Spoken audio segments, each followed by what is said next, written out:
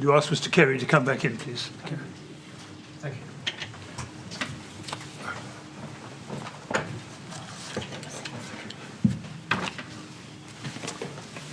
Right, Mr. Kerry, ready to carry on, I hope?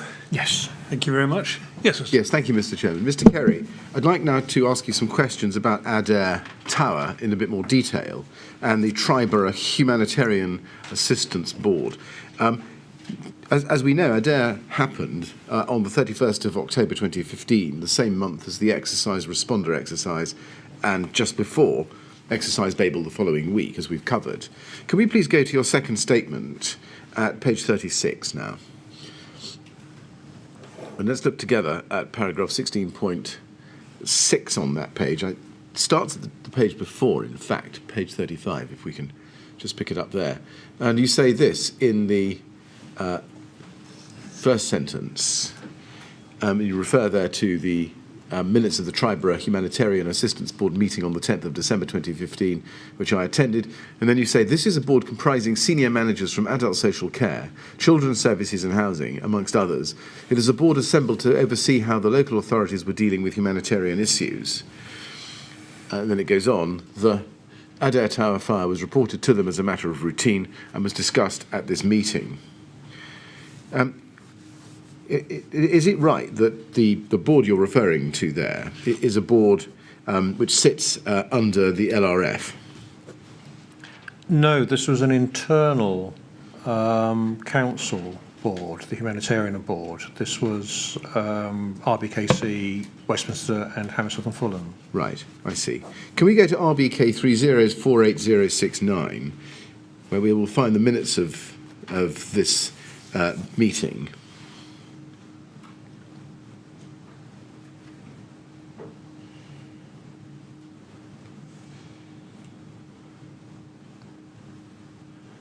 And you'll see there from the top of the screen, it's the minutes dated the 10th of December 2015, as they're there. And you can see that Laura Johnson was present and you were present. You see that? Yes.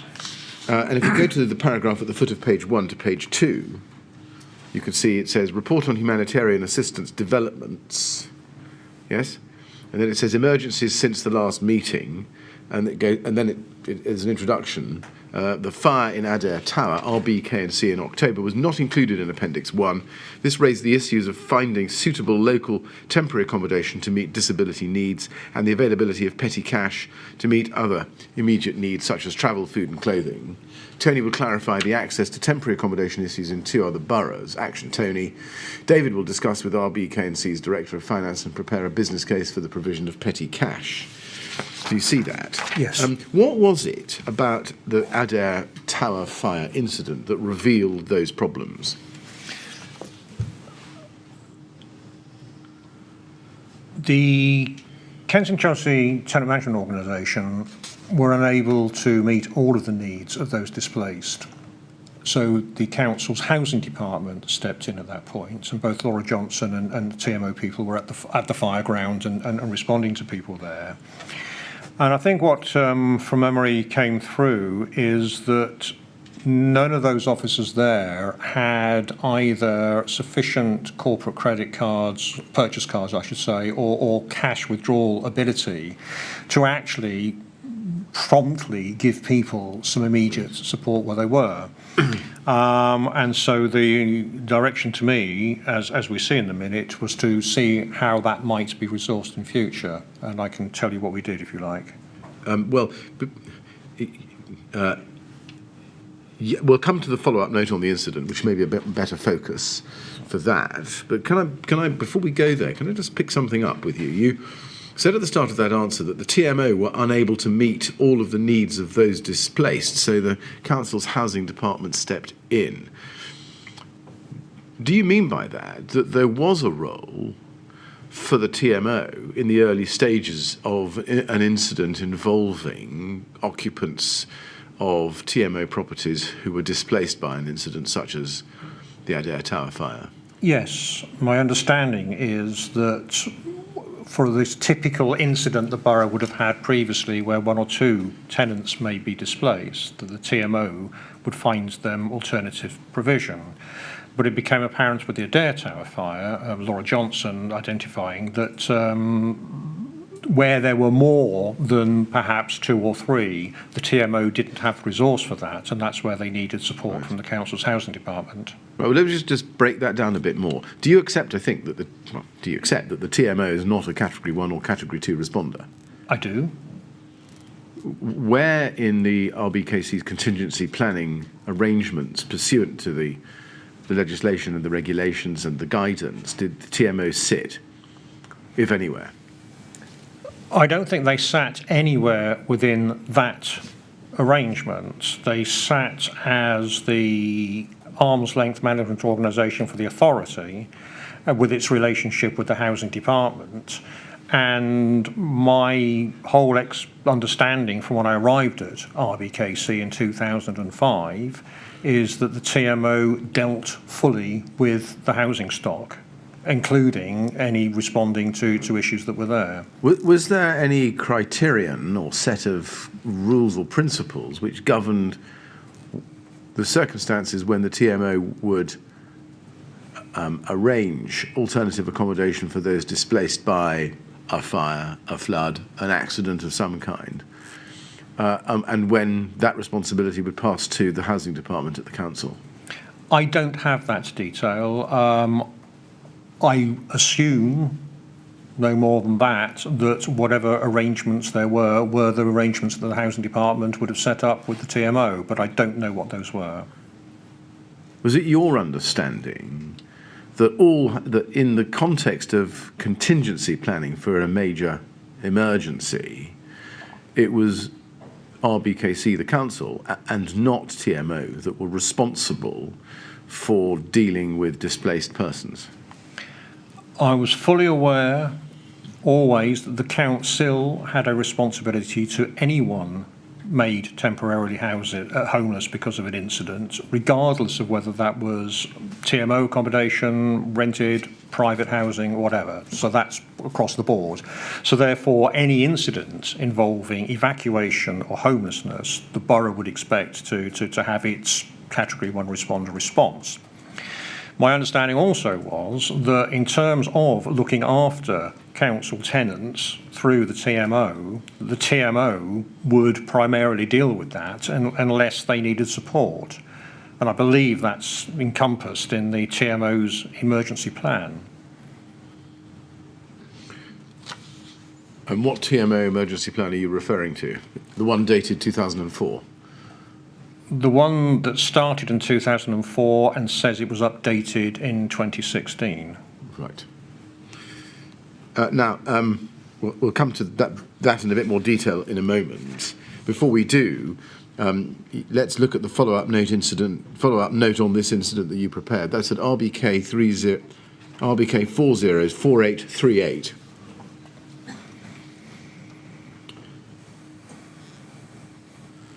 And it's entitled Adair Tower Fire, 31st of October 2015, TMO follow-up response from contingency planning manager. Did you draft this? I think you did. Yes. And it says, TMO colleagues have acknowledged that there was a degree of liaison and partnership working between their staff and the council's emergency responders during the morning of the fire. And it is clear that opportunities exist to enhance that relationship. In response to their request, David Kerry will set up a meeting in January 2016 with TMO staff to fully outline and explore the emergency planning procedures and the role of borough duty officer and local authority liaison officer. Now, if you go please to page 3 of this document, agreed actions for improvement, you can see there are 3 of them there. But if you look at the first one, that's about proactively calling in the housing department in any emergency that might result in homelessness. Was that because Adair Tower had shown that it was delayed, that calling in RBKC was delayed? I don't think so. I think my understanding, as I say, from when I joined the authority and through, was that if any TMO residents, our council housing residents, were displaced because of an incident, that the TMO and if it was out of hours, the out of hours housing service would deal with those. What was discovered at Adair Tower fire was that there were more numbers for that, and the housing said, that service is not appropriate in these circumstances. And whereas previously we had no role within our call-out procedures for the housing department, in the review that you're going to go on to that followed this meeting, it was then agreed that housing now wanted to be in those call-out procedures and that they would then take a role. Right. And in the second paragraph there, it records that there was an agreement by the Triborough Humanitarian Assistance Board, chaired by Stella Bailey, ASC, and attended by Laura Johnson, that the council should enable its borough duty officers and some senior managers to deal with accommodation and cash needs for evacuees in evident need through increased limits on their corporate credit cards and be able to source cash held securely in the borough to be funded corporately. David Kerry will deal with this. Did you deal with it? Yes. How did you deal with it? I got in touch with our finance department. I've forgotten the name of the individual, but one of our finance managers. The response was certainly yes to the corporate, and that should be corporate purchase cards, not credit card. That's my error then. Corporate purchase cards, and that not only would my card have increased limits, but also the cards for Keith Robbins, who had one as a borough duty officer, and also a card to be then given to Rebecca Blackburn as an emergency planning officer, and that Laura Johnson, through her finance team, would also then get purchase cards with increased limits for herself and her senior managers, a designated number, and that would deal with our ability on the spot to use purchase cards to buy whatever might be needed for people at the time. The cash was more of a problem. The purchase cards did not have a facility to withdraw cash from them. And my request to finance then was that there be money somewhere in the borough that could be accessed if cash was needed. If memory serves me right, the response was that it would be possible to have some cash in a safe somewhere and that some finance officers would be able to be called out in order to access that. And I believe we then did get a few finance officers' names added to Annex 1, the call-out list. Right. Was there a system put in place after this event whereby cash could be handled in an organised and transparent manner so that each applicant for cash knew where to go, knew what to ask for, and knew how much they were getting? I know nothing of what arrangements finance would have been put in place. Let's turn then to the TMO. As we've seen, the Adair Tower fire was an incident in which the TMO and RBKC operated alongside each other, dealing with those residents from that tower who were displaced by the fire. Is it correct that concerns were raised by the TMO about that response?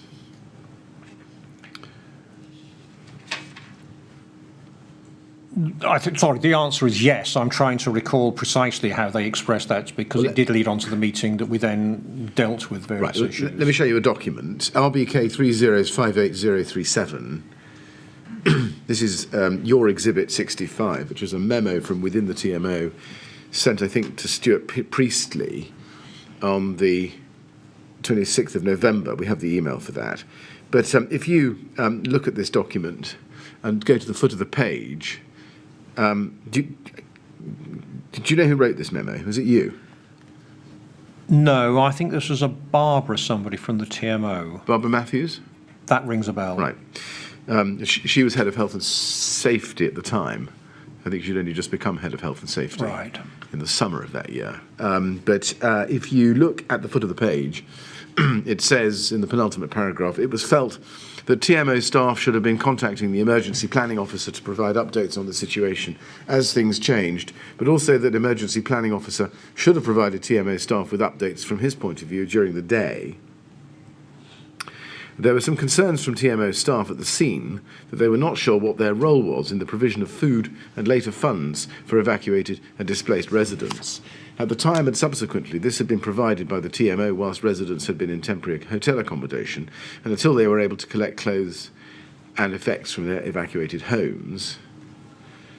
See that? And then over the page, TMO staff were unsure what the role of the emergency planning team is in respect of the trigger for activation of the emergency process when a rest centre would be opened. Is this based on a number of residents affected and where this would be, expediting temporary accommodation, organising transport, providing meals and refreshments and funds for urgent necessities for displaced residents? A full review of the incident and the role of all involved parties would be appreciated, as TMO staff would welcome the opportunity to assist RBKC to improve the emergency response process. Now, did it surprise you at the time? Well, first of all, did you see this message at the time, this note? When it was sent through to Stuart Priestley, he sent me a copy. Were you surprised that the TMO were not completely on top of, or au fait, with the RBKC contingency planning arrangements? I was surprised to an extent. I could accept they might not all know all of the details, but I'd had a long relationship. When I say I and borough duty officers on call had a long relationship with the TMO because we'd had incidents at TMO properties a number of times over the years. And if as a borough duty officer we got a call via the police or the fire brigade and it was a TMO property, or if we thought it might be a TMO property, we would get straight in touch with the TMO's out of hours line, and through them, excuse me, we would end up liaising with the on-call duty officer for the TMO, usually one of their senior managers, and sometimes they would say, we've got this, we'll deal with it. Occasionally we might assist by providing a rest centre or something along those lines. So there was a direct relationship with the emergency duty officers of the TMO. I can accept there might well have been other people that didn't know, but in terms of management matters, we'd had a relationship as borough duty officers with the TMO's duty officers. Whose responsibility, as far as you are concerned, was it within the TMO to be familiar with RBKC's contingency management plan and related procedures? I would have expected the team that performed their role of duty officers in responding to TMO emergencies to be aware of us, and I believe they were aware.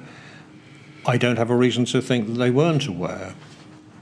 Now, you can see at the foot of this note that a full review of the incident and role of all parties would be appreciated. Did it happen? Was there a full review and the role of the TMO and RBKC? This was the meeting that we subsequently had with some TMO people, myself and some of our housing people, and I believe, sir, you have a note of that. Yes. Now, I think that's at RBK 30s, and tell me if this is wrong, RBK 30s 58088.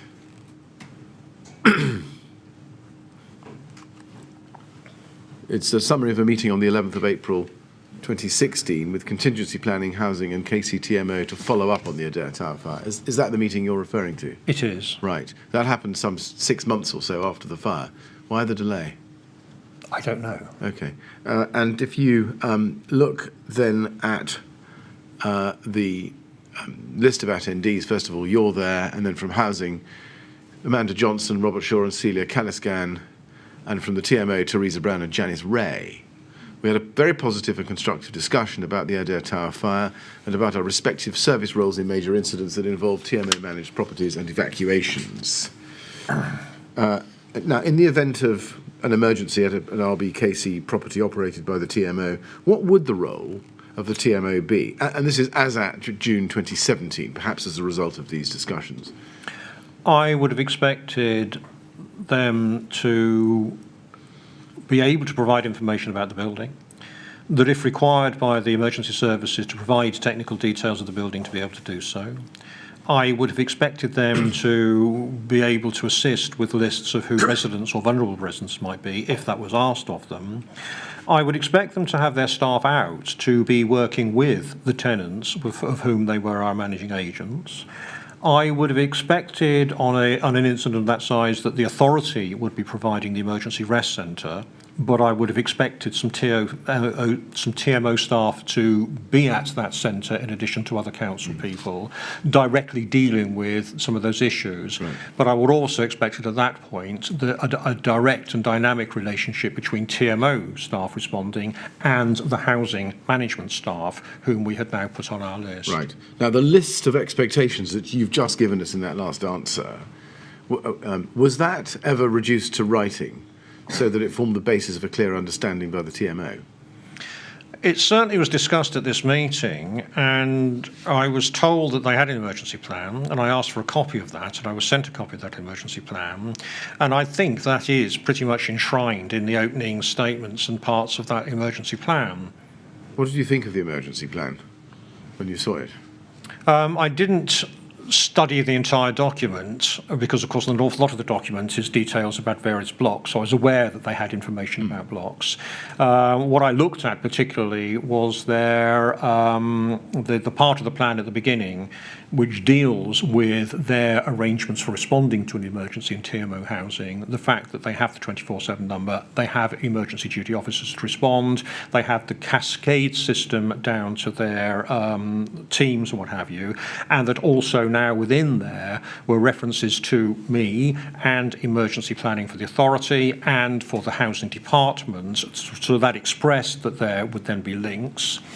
My belief is, from what I saw there, that their role as responding as the landlord was enshrined there. Our role as the authority, both from our relationship through housing to TMO, but also as a Category 1 responder, the local authority was there. And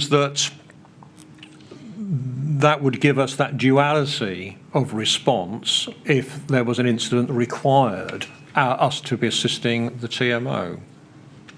Now, you say in your statement, it's paragraph 16.12 of your second statement, we don't need to go to it, that on the 22nd of June 2016, so some 2 months or so after this meeting, you received a copy of the TMO emergency plan, which had been revised in February 2016, so just before this meeting, from Janice Ray. That's what you say in your statement. Now let's go to the document you received. It's at RBK 3058031.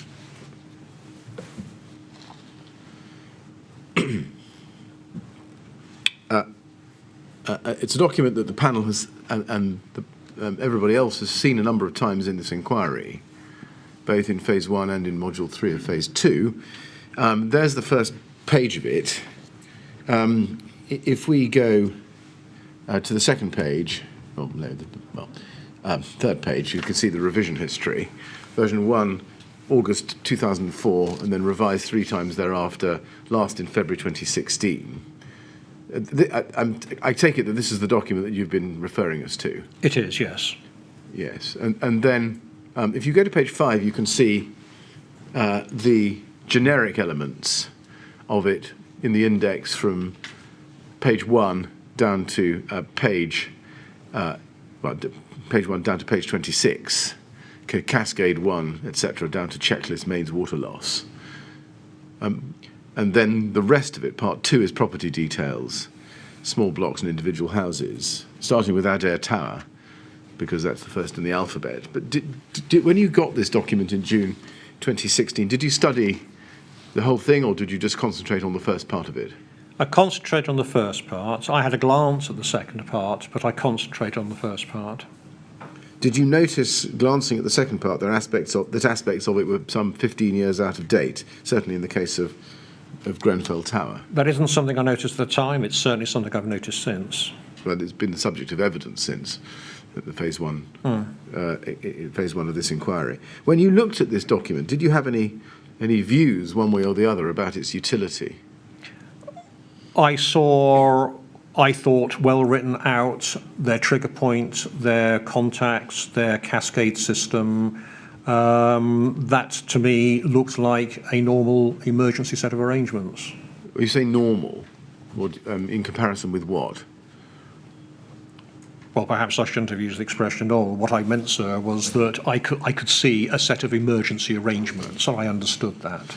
Did you have anything to compare it with? By which I mean, were you able to take this document as a TMO document and compare it with other documents produced in other boroughs by other equivalents of those carrying out the functions of the TMO on behalf of the relevant local authority? I did not. Why is that?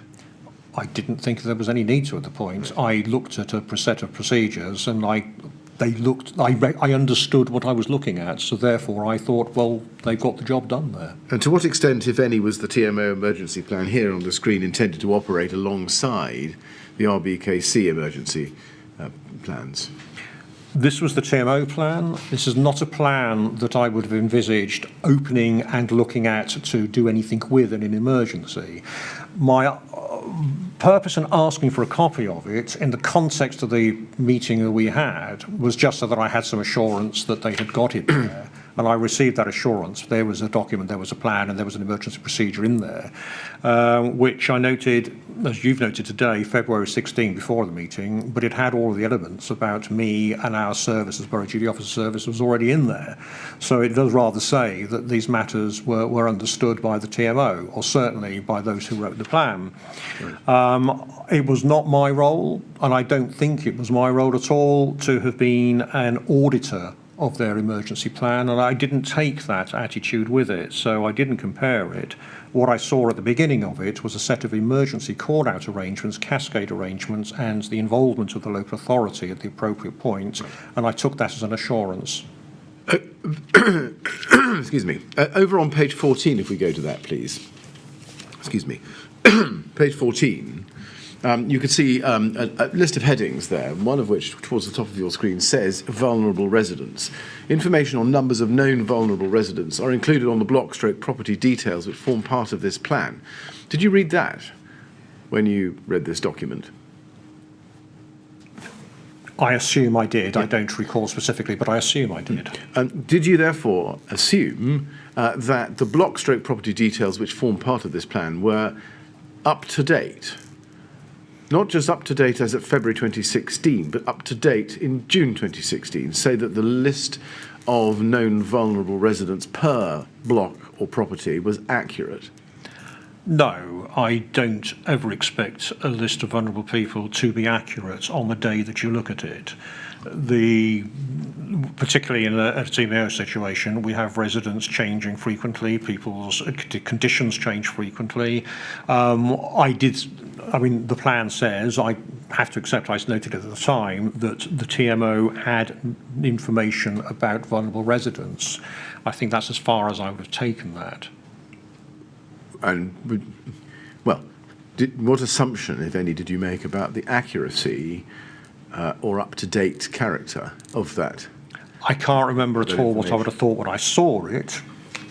If I look at that today as I am, my experience of these things would say that no list survives the day beyond the day that you actually write it.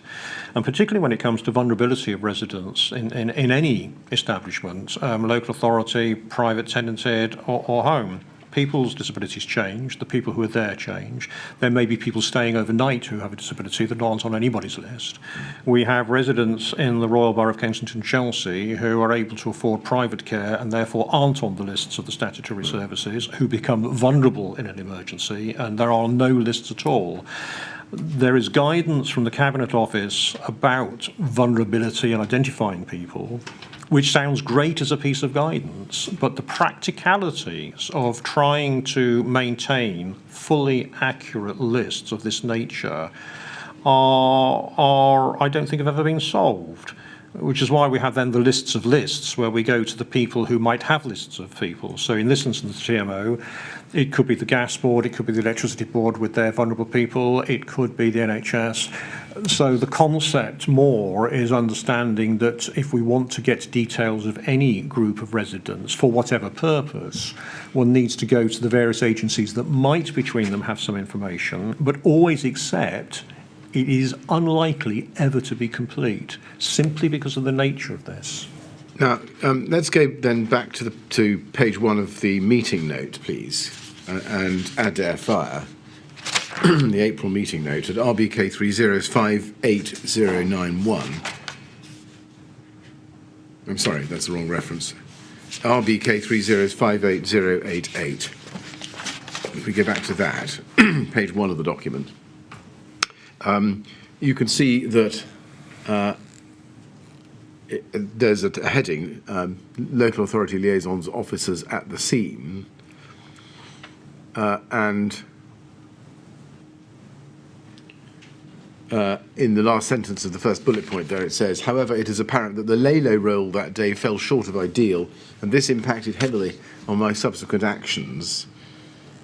And you stated as an action that you will review the training content and, if need to, set requirements for action cards stroke aid memoirs to be created and determine a training and refresher regime. Is that right?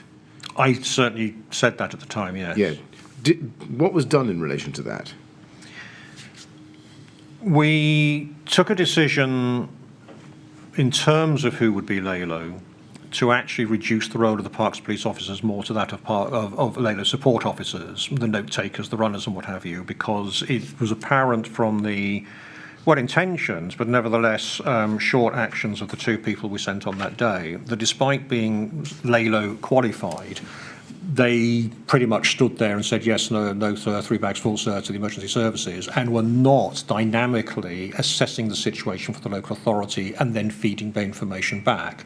That is why I sent Keith Robbins later on the day. He wasn't on the rota, he happened to be at home, he answered the phone, and he went along to give me an emergency planning view of that. Clearly that couldn't be allowed to continue. So we did then review who might be on that list as to their suitability of the type of person. And so, though a few of the Parks Police officers were of that ability, the Parks Police Inspector clearly and his sergeants. However, I think I'm not able to satisfactorily answer the second part of the question, which is the aid memoirs and what have you. I think I got into the post-exercise unified response, all sorts of things were coming out, and I think I probably didn't enact this bit about cascade cars and aid memoirs to the degree I should have done. Right, thank you. Was there a training and refresher regime set up? From memory, forgive me if I get this wrong, Keith Robbins handled this bit for me. There were a few events each year, exercises where the authorities could send local authority liaison officers to. Certainly we did our best to advertise those to our local authority liaison officers and encourage them to go to that. I don't think that we had a specific training module as this paragraph might imply. Right. Now, in the last answer but one, you said, I probably didn't enact this bit about cascade cards and aid memoirs. Given that Nicholas Layton on the night of the Grenfell Tower fire did not have an aid memoir or a prompt contained in an incident logbook, whereas others like Lambeth did, do you consider now that this was a missed opportunity to put in place that kind of support? Yes. Yes. Now, if you go back to page 3 of the minute, or back to the minute and go to page 3, you can see that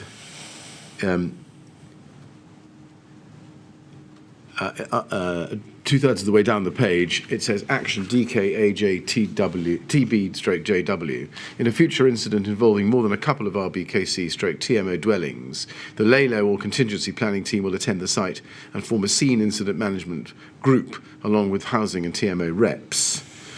Now, is it right that the rationale for that was to enable better liaison and cooperation at the scene of a future incident? Yes. Yes. And why was that not delivered? I can't answer. It's obviously something that didn't get delivered. And again, I'm sorry, I can't answer. I don't know why that wasn't. And again, a missed opportunity when it came to Grenfell, yes? Yes. Let's turn to MSL, Minimum Standards for London.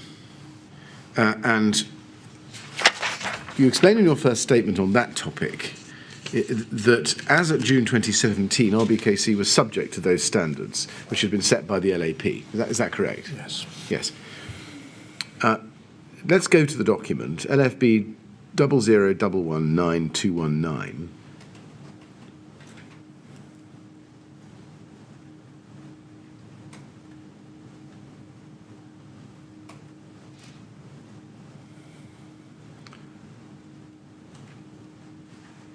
LFB 00119219.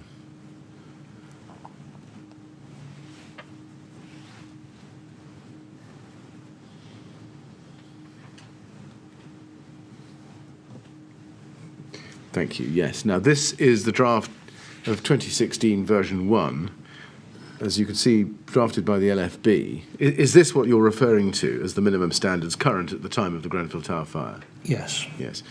And we can see document control at page 2.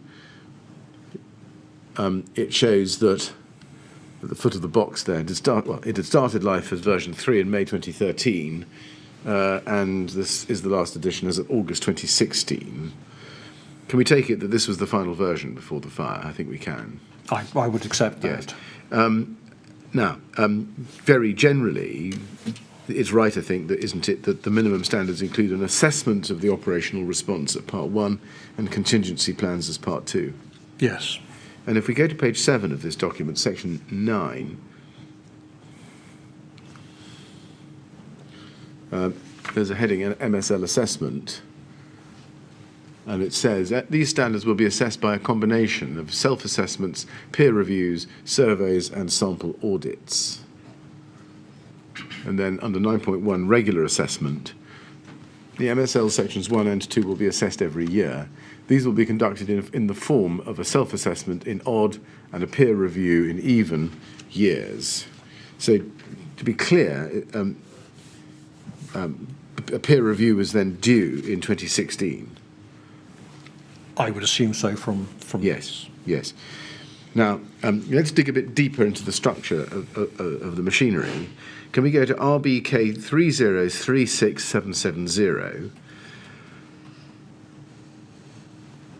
Now, what will come up is a spreadsheet. If we can go to the native version.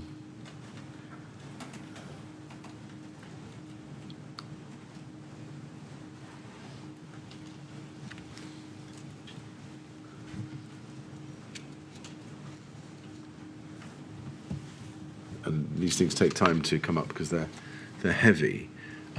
This is the minimum standards for London self-assessment results for RBKC for 2016 in the form of a spreadsheet.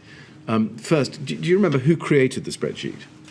The London Fire Brigade's Emergency Planning Department, or the London Resilience Group, whatever they were called at the time. So this is essentially a standard form across London? Across all 33 local authorities. Yes. Now, if we go to, we are on the first worksheet here, we can see the key for capability. There's green, operational, amber, operational but requires development, and red, not operational. Yes? Yes. And we can then work our way into it. If we use column A, can we scroll down, please, to row 1.14b?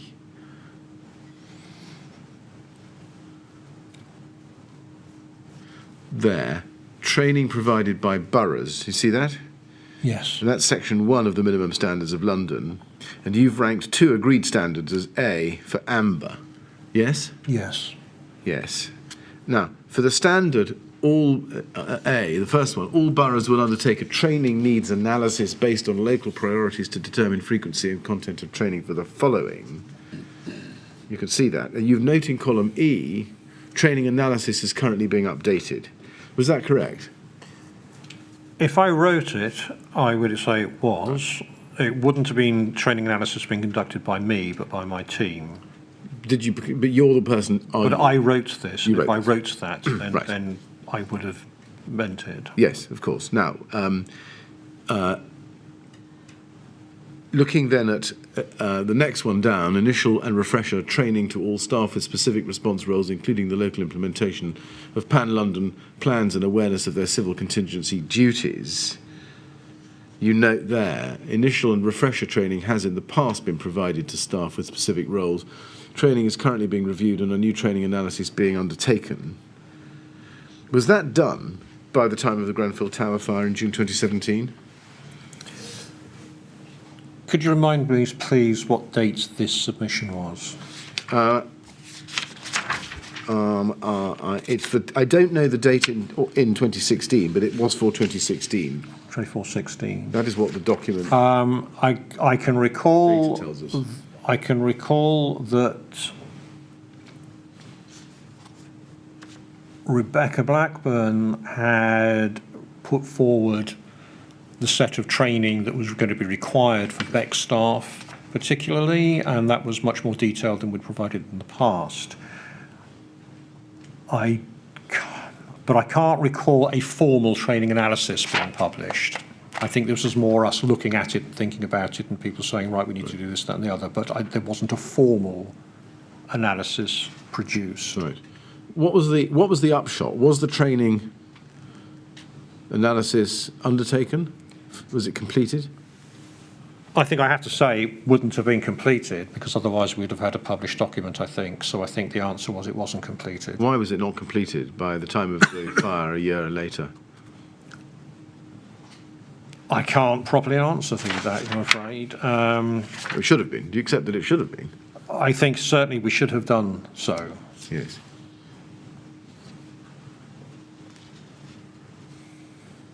And if we go to RBK 3047524,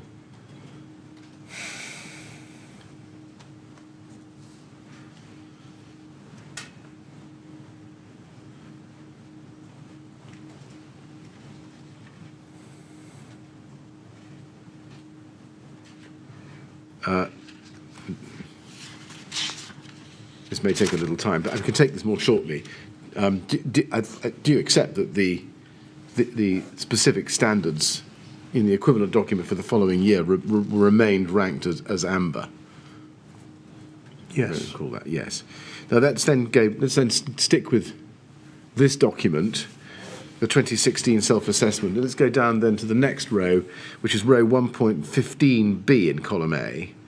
Row 1.15b, column A, thank you, borough level exercising.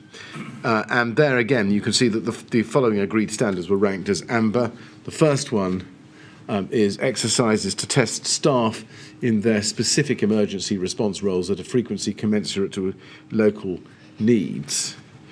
And then next to that, it's noted that the borough BEC exercises are held annually, but need to be improved. Scenario-specific responses are not exercised sufficiently. And then the next one, Dan, I want to show you after the green is the next amber. Exercises to validate specific response plans on a frequency-based based on risk. Not all plans stroke capabilities have been exercised. You see that. And then the third standard ranked as amber for exercises was boroughs will ensure the appropriate number of staff are available to support the delivery and participate to meet expected outcomes in the above exercises. And the comment there is recent reductions in BEC staff, insufficient refresher training provided. Now, again, given that you wrote this as you say, we can take it that that was the position at the time, is it? I believe so. Now, to whom in the LRF structure was this document provided? Was it the LAP? No. Sorry, I beg your pardon. Yes. This document, the 33 boroughs were sent in to the London Resilience Group, who would collate them, and the results were presented to the local authorities panel with a report, with some narrative, and with some lists showing the various responses across the 33 boroughs, and identifying those 33 boroughs and their responses. And what did the LAP do where they saw an amber or a red? Did they come back to you and... No, my recollection is, because of course I was attending those meetings as the practitioner advisor, so I'd have been sitting in the room. I don't really recall any decisions from the panels that sort of said, right, we need to get out and we need this, or get an update or whatever. I think the information was more noted and they were looking at the generality. There may have been discussion against some of the reds that were there, but I don't... Now, the minutes may show differently. My recollection is that I don't recall any comeback from the centre after putting this in. I see. Did the position identified in the amber boxes I've shown you under 1.15b here remain amber at the time of the Grenfell Tower fire? Yes, they did. The staffing issues we've identified were a problem, and therefore the training with that. Right. And that was something, given the way in which this document was treated, was known to the LAP, presumably? It was certainly, the information was presented to the local authorities panel, yes. And given that it was information presented to the local authorities panel, can we take it that it was known to the highest echelons of RBKC?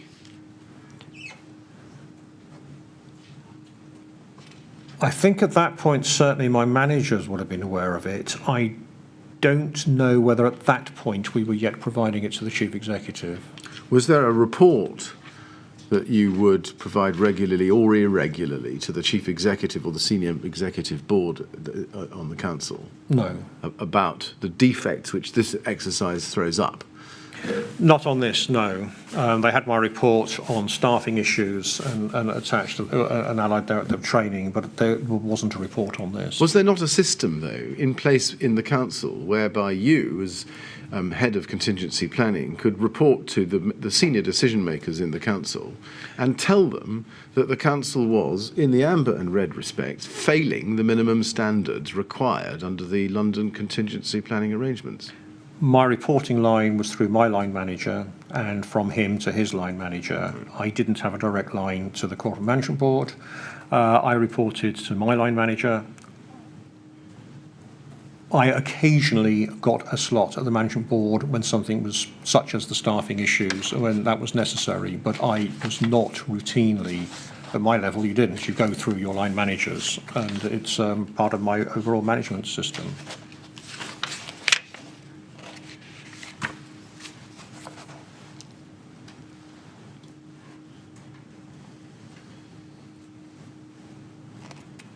Can you help us with the answer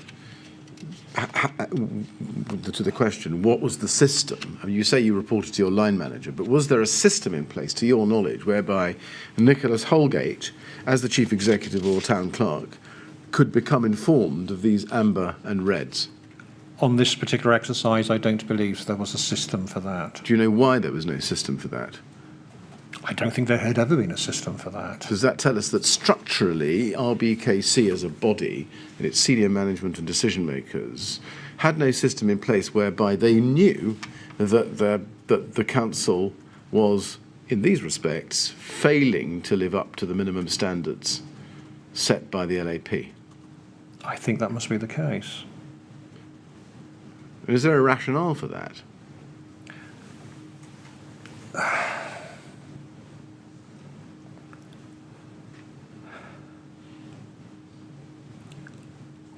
I just don't think there had ever been that sort of structured process from the authority at the top level. I think it was all left down to the local managers. So I'm not aware of that being structurally the case previously. When you had your made your report, and we've seen the evidence already this morning, to Nicholas Holgate and the senior executive body within the council about staffing issues within your area of influence, did you tell them that this was having a knock-on effect because it would adversely affect the ability of the council to comply with the minimum standards? I cannot recall at all, sir, the level of any discussion or chat I may have had about that. Now, the third area of this self-assessment in 2016 is plans and capabilities. Let's go to tab 2, please, MSL 2, which is on the bottom left-hand part of the screen. Column A, reference 2.3, if we scroll up to that, please. Humanitarian assistance. There's the heading, and we can see the following plan or capability specifications under column C. They're all marked as amber. Well, I'd say that, sorry. They're all marked as amber as a colour, but some of them are marked red. One of them is marked red and one of them is marked green. Looking at the documented borough capability, it referred to, first, detailed options. Well, you've got documented borough capability of the following requirements. Detailed options of the humanitarian assistance capabilities the borough can provide as detailed in the menu of options from the London Humanitarian Assistance Plan. That was amber. And then also amber was the appointment of a humanitarian assistant Assistance Lead Officer, HALO, including current contact details and support arrangements, i.e. Secretariat HASG, that's the Humanitarian Assistance Support Group, I think. And then that's red. And then identification of local partners for the establishment of a local humanitarian assistance response, that's A, amber. And then the one that gets a green, I think, is identification of suitable locations to open a community assistance centre. Now, unlike previous examples, there's no text in column E setting out the comments. Do you know why the ones I've read to you were marked amber?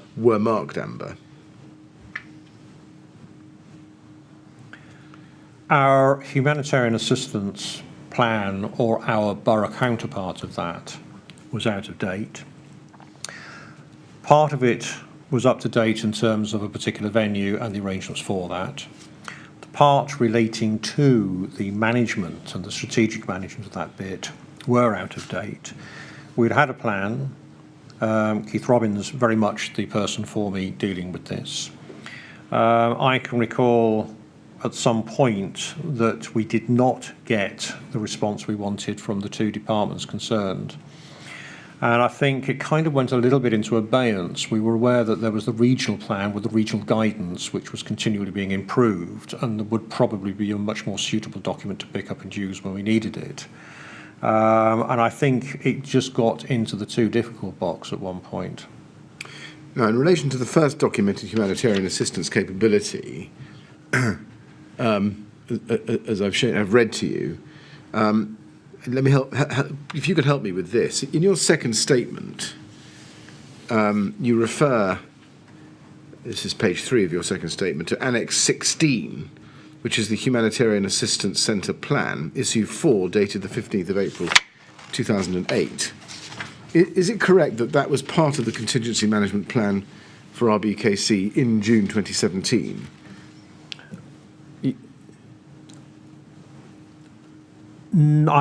No, I think that document had outlived its purpose by that point, and really needed restarting again. Why was it still part of the plan then?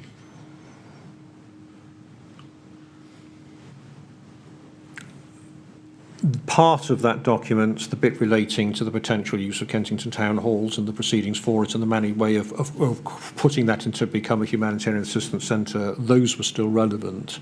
What was no longer relevant in there were the parts about the management of that plan and who would deal with that. So that part was out of date.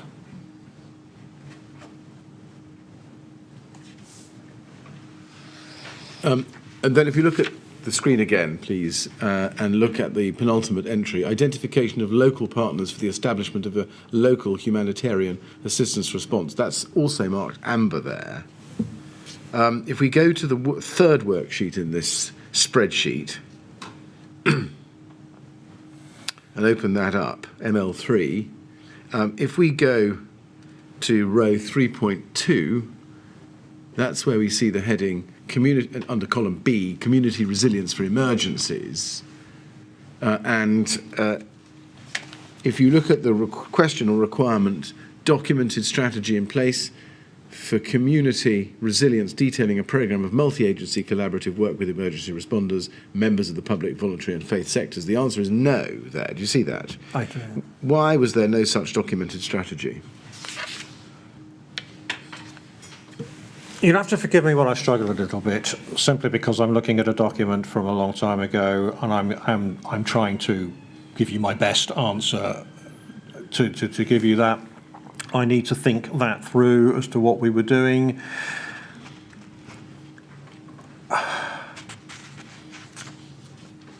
I'm struggling. I'm sorry. I'm struggling to give you a composite answer here, and I know you want one. I apologise.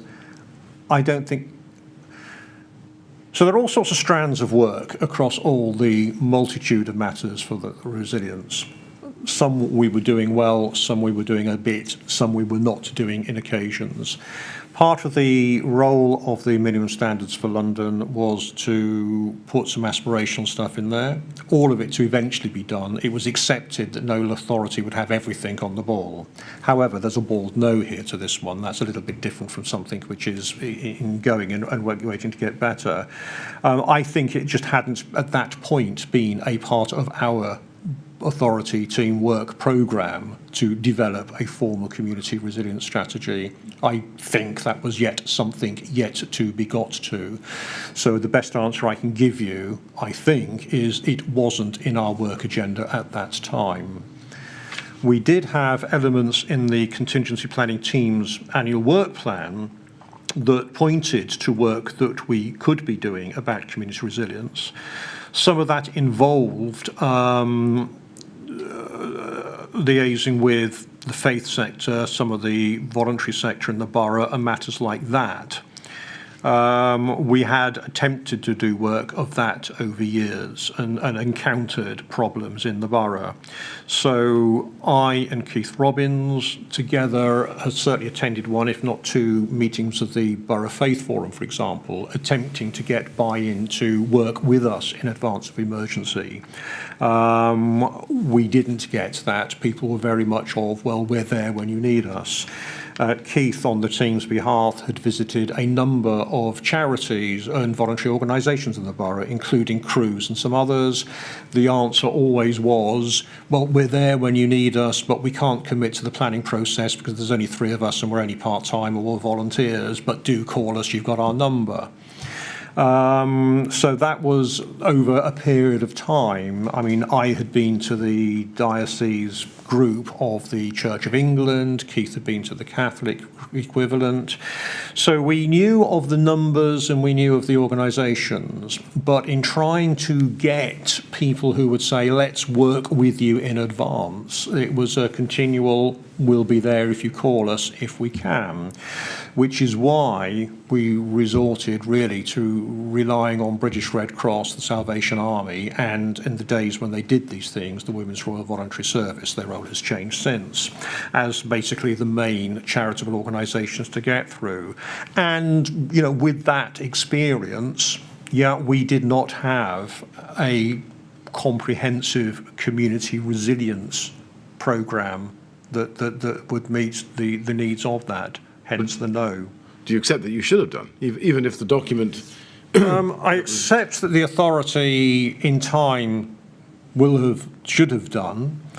In terms of the workload that we had and our ability to do all of everything, you know, we concentrated on those elements that we could deal with, and that meant necessarily that some things weren't the top of the agenda.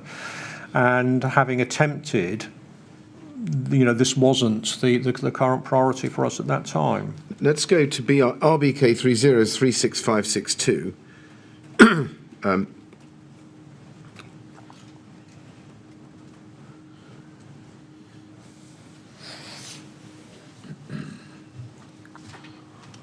This is a business plan 2016 to 2017 for the Borough Resilience Forum for the borough, and it's the latest iteration is the 8th of June 2016, as you can see there.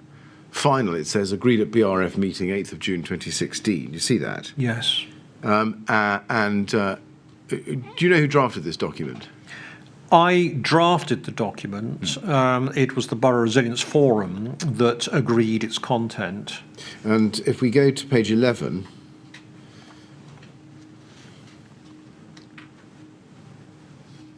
the last page, there's a work plan. Do you see that? Yes. And it included a work plan to engage with Category 2 responders, this is the second entry, local voluntary agencies, local faith groups and local business forums. And the requirement there is for the BRF to host an engagement session to involve potential local responders to explain the role of the statutory sector in the emergency response, to discuss the role of local support agencies and to foster greater sharing of information and cooperation. And there are 6 steps recommended there to be carried out. Do you see that? Yes. But the plan was marked in red, R, in other words, not operational, or if you look at the key at the bottom, will not be completed by the original target date and is likely to impact on overall delivery of objective. That's right, is it? That as at the date of the Grenfell Tower fire, that box stayed red? Yes. Why is that? Again, I can't recollect a precise answer. This clearly was, at the beginning of the year for the BRF, an aspirational target. What we would do is sit down and say, well, with the meetings we have, what might we do?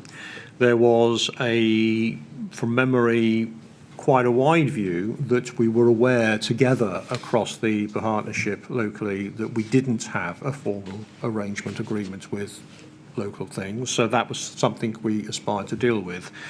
Why it didn't get done, sitting here today, I don't know. It could be because we didn't have time. It could be because people didn't respond. I really don't know. All I can say is that's what the group aspired to do. We met some targets. We didn't meet them all. Why? Because this wouldn't have been my work personally, by the way. This would have been the work of others in the group. I'm sorry, I don't have a recollection here today. I don't know whether we have a minute or not. Do you accept that category run responders such as RBKC, when performing their statutory duty to maintain plans under section 2(1)(c) or D of the 2004 Act, must have regard to the activities of the voluntary sector? Yes, and through our relationship with British Red Cross, Salvation Army and the WRVS, we had those links there. The Salvation Army had a role in London at an emergency coordinating the activities of other faith groups. The British Red Cross had a role in London of coordinating the activities of a number of other voluntary sector agencies in those areas.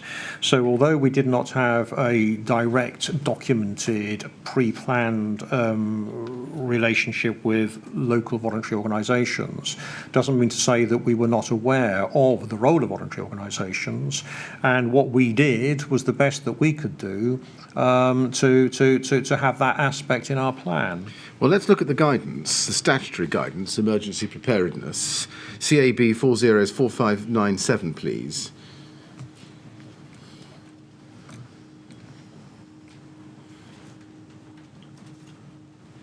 This is chapter 14, the role of the voluntary sector, in the October 2011 revision, as you can see. And if you go, please, to page 2 of this, you can see paragraph 14.1, which says, no doubt you would agree, category 1 responders, second bullet point, category 1 responders who include the voluntary sector in their local planning arrangements will make the overall response more accessible and effective throughout the community. This is not just good practice. The regulations require category 1 responders to have regard to the contribution of the voluntary sector.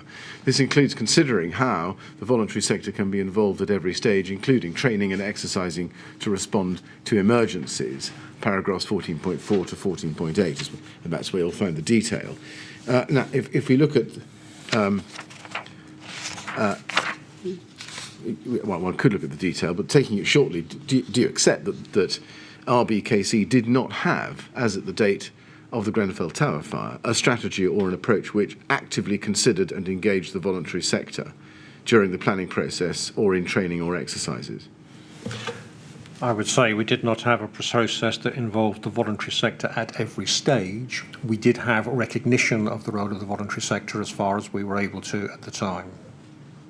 Well, is that an answer to the question that I'm putting it to you, that RBKC didn't have a strategy or an approach which, quotes, actively considered and engaged the voluntary sector?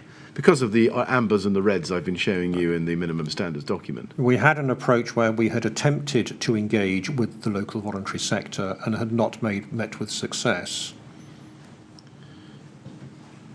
What would make RBKC different from any other of the other 32 boroughs in that respect? I don't believe we were that different from a lot of the other boroughs in that respect. So is it your evidence that this bullet point here is really a thing writ on water, as an aspiration only, and really, in effect, incapable of being carried out in any pragmatic and sensible way? I would agree with that. I think it's a great aspiration, don't get me wrong, but as with the vulnerability and recording people of vulnerability lists, there are a lot of guidance aspirations that come out that on the day are not achievable. And so certainly, yeah, we did not have that strategy. That isn't to say that we hadn't made an attempt. But did you, or to your knowledge anybody else within the LAP, ever go to central government, the Cabinet Office, and tell them that the regulations require amendment because they are placing on councils far too great a burden in requiring consideration of involvement of voluntary organisations? I'm not aware of the LAP doing that. Now, let's go back to the spreadsheet then. I want to ask you some questions about halos next. Can we go back to RBK 3036770? And I'd like to open MSL2, go back to that spreadsheet, and look at row 2.3, humanitarian assistance. We were there earlier. I read this to you about the halo. It's the third entry down, and it has an R next to it, which means that there's no operational capability or plan in place. A halo is a humanitarian assistance lead officer. Do you agree that that's somebody appointed by London local authority Gold and would be a director, normally a director responsible for adult social care? Yes. Yes. And that the role would be to bring together partners including health, police, voluntary and faith sectors to oversee the humanitarian assistance effort, yes? Yes. Yes. And they would form part of, is this right, the humanitarian assistance steering group? Yes. And it's governed, I think, and I think accept this on the documents, by a framework document called the London Humanitarian Assistance Framework. Yes. Which I think at the time of the Grenfell Tower fire was version 5, yes? I'll accept that. Oh, right. Well, it's at RBK 3011313, and we will come to it in due course if need be, certainly with other witnesses. But would you agree that the halo role is a pivotal one in the event of a significant emergency, such as the Grenfell Tower fire? Yes. And it's a role where the holder requires knowledge of the council emergency plans and the wider London Resilience Humanitarian Assistance Framework in order to be effective? Yes. Do you know why there was no identified halo at the time of this MSL assessment in 2016 for RBKC?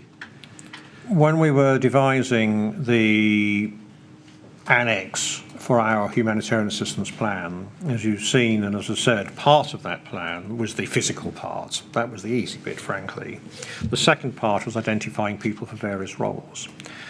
At that time, Keith Robbins and I met with, and they weren't in post by the time of the fire, but the time we did that work, the then executive directors of the departments that dealt with adult social care or with children's services, and talked to them about this and put it through. I'm afraid the response from them was less than satisfactory. And the response from one was, after we finished speaking, well, isn't there somebody else who can do this, such as British Red Cross? And the response from the other was, the chief executive needs to understand we are very, very busy as executive directors, and it really is too much to ask us to take on these extra roles. Who were the executive directors, the two of them that you just referred to? One was Jean Daintith and the other was Anne-Marie Carey. And there was also a member of the council's legal team with them. I can't remember that person's name. No. And we, well, to say that we were gobsmacked would be an understatement, I have to say, and we had a conversation for a while and got absolutely nowhere, and that was the end of that meeting. And I'm afraid at that point, that rather knocked us for 6, and I don't think we ever recovered from that.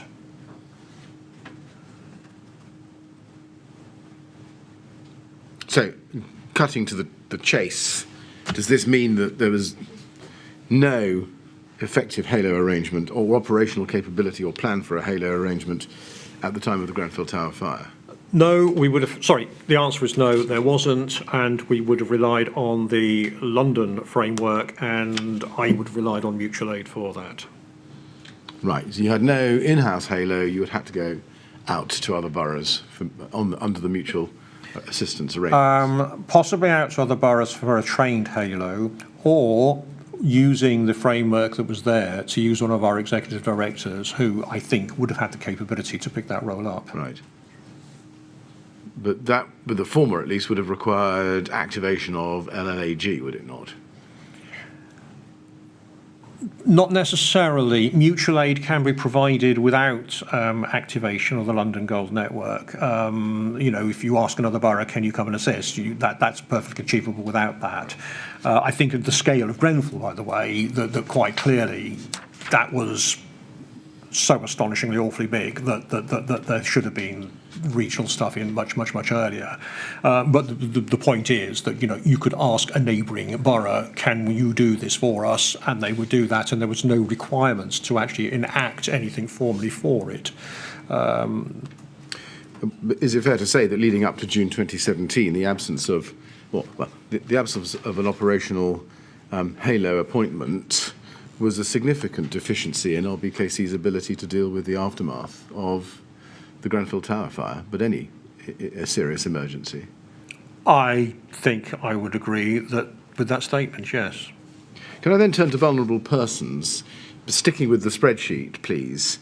Can we go back to MSL3? This is still the 2016 assessment of the minimum standards. And under that tab, minimum standard 2.6, we can scroll up.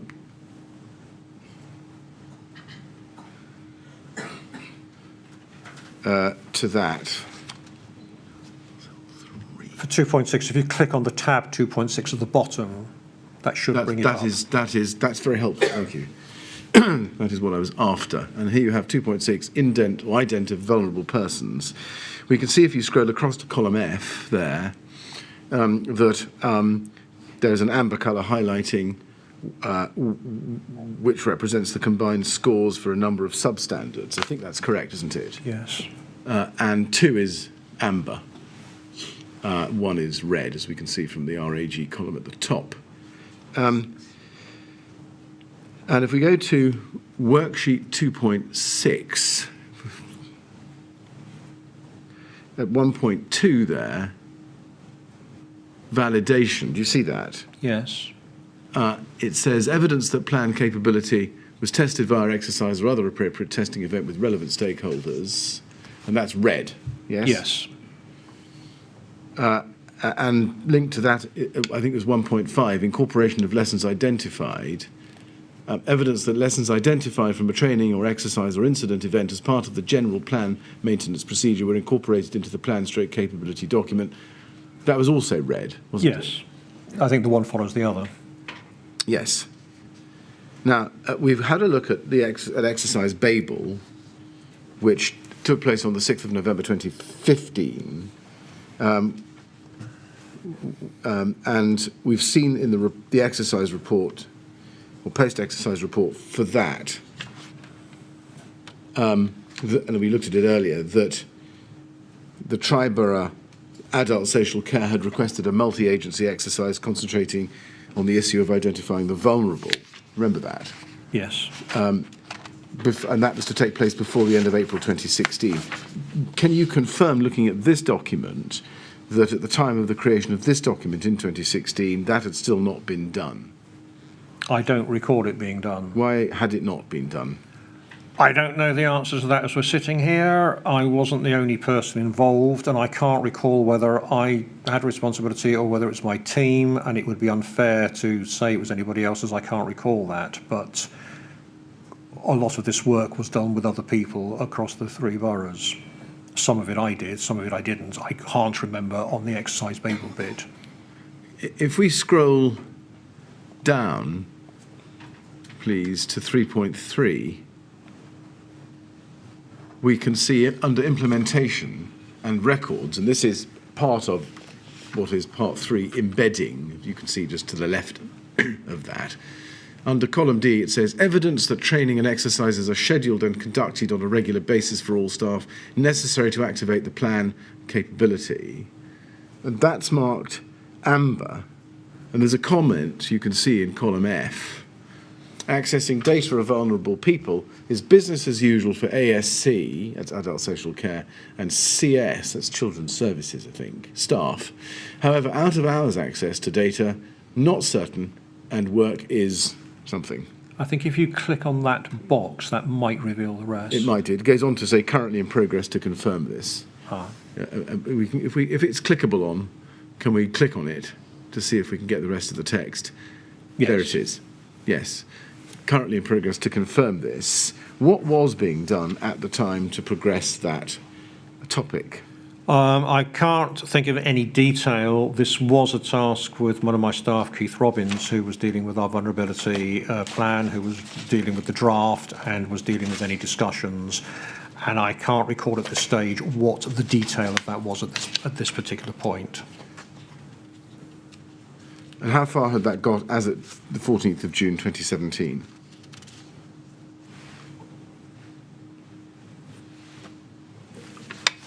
At 14th of June 2017, we were at the list of lists of the other organisations or people within them with whom we could telephone to ask for details of vulnerable people. Mr. Chairman, I'm in the middle of this topic, really, certainly too far from the end to ask you to sit a bit longer so I can complete it. It is now a convenient moment. Well, if it suits you, yes, I think we'll stop Yes, there. thank you.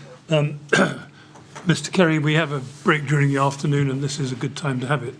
So we'll stop now, please. We'll resume at 3:30. And again, please don't talk to anyone about your evidence while you're at it. All right? Thank you very much.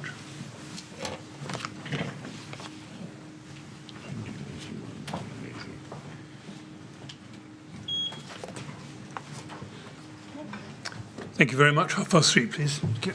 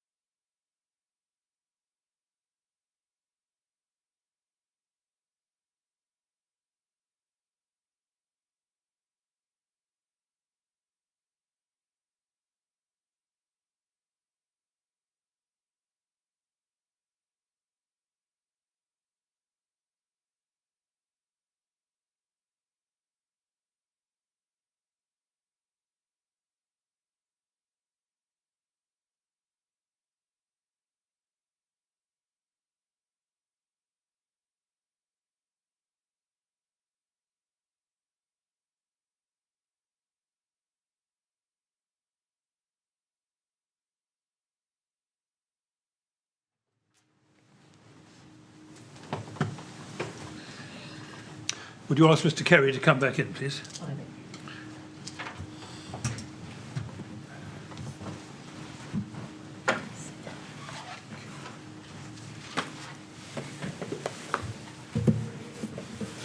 Right, Mr. Kerry, ready to carry on, I hope? Thank you. Thank you very much. Yes, Mr. Miller. Mr. Kerry, can we continue with the theme? But I want to ask you about the relevant plan for vulnerable persons. Can we please go? Well, I think I perhaps take this shortly. Do you recall that Annex 18 to the Contingency Management Plan had a heading Vulnerable Persons? Yes. Yes. Now, in your statement, your second statement, you tell us that there was no Annex 18, but there was something called Annex 21, which was a framework for identifying and contacting vulnerable persons in an emergency. Yes? Yes. Was that the plan that you were referring to in the MSL 2016 submission? I'm sorry, without seeing it, I'm having difficulty. We had a draft plan that was intended to be how we dealt with the list of vulnerable people. Right. Let's go then to RBK 30580009. I think this is Annex 21. Can you confirm that? I think it is. Yes. And if you go to the page, I'm not sure we can date it. Are you able to date this document? Not from the front cover. No, look at page 2. I don't think it helps us there either. It's draft version 1, so you may not be able to tell us. No, and this document was drafted, this was the work of my colleague Keith Robbins. So, I'm sorry, I've misled you. If you go to the foot of page 4, we do have a date, April 2012, at the foot of the page. Do you see that? Yes. And you tell us in your second statement that the plan unfortunately remained in draft format, and you go on to say, in hindsight, more could have been done to produce a final version. Do you accept that? Yes. And what should have been done more? Okay, so this was within the work of my team member. I'm the manager, of course, so I have the responsibility and don't shirk from that. But this was a work stream for Keith. The intention from this was following the publication of Cabinet Office guidance about identifying vulnerable people, of trying to deal with that. I know that he did look at some other boroughs' plans to see what they might have done. The London Borough of Harrow plan rings a bell for some reason. I think they had got on and dealt with one. This is a long time ago, from recollection, we struggled to get our head around the Cabinet Office guidance and thought that it was unachievable. What we wanted, or what I wanted to see, was the list of lists, in other words, to make sure that we knew who had lists and why they had them and what we might achieve. I seem to recall, I might need to see the documentation, but I can recall that there was something in somebody's plan, whether it was the national guidance or the Harrow plan, that had some matrix which started to link the types of information that you might get from different information holders to different types of people who were vulnerable.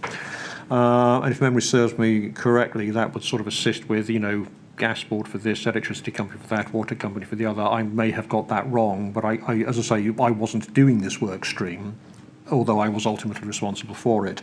And I think there were sort of intentions around that. At the end of the day, I just think with the workload we had, it was one of these things that was always just kept dropping off, and the essential thing we needed was to know that we had the phone numbers of those that we needed to call. The intention of the Cabinet Office guidance was that in an emergency, a local authority would be able to access the list of lists, put all of the data into a spreadsheet, and then share that out. Frankly, fantasy that within an emergency you could go through to a dozen or more agencies and get emailed or faxed across a whole load of information and then compile it into one data sheet to then send out. Given what I've already said about the difficulty of knowing exactly who is vulnerable in any location at any particular one time. So for a local authority, using our colleagues in adult social care and children's services, of course, for them to interrogate their lists was of key importance to a local authority, because those were the people that, as an authority, we were looking after. As far as this document is concerned, I'm not sure that there isn't a later version of a draft at some point. I don't know why I think that, but for some reason I look at this and it looks a little bit old-fashioned, and I think Keith may have been working on something more recent at the time. I'm sorry, I can't remember in detail.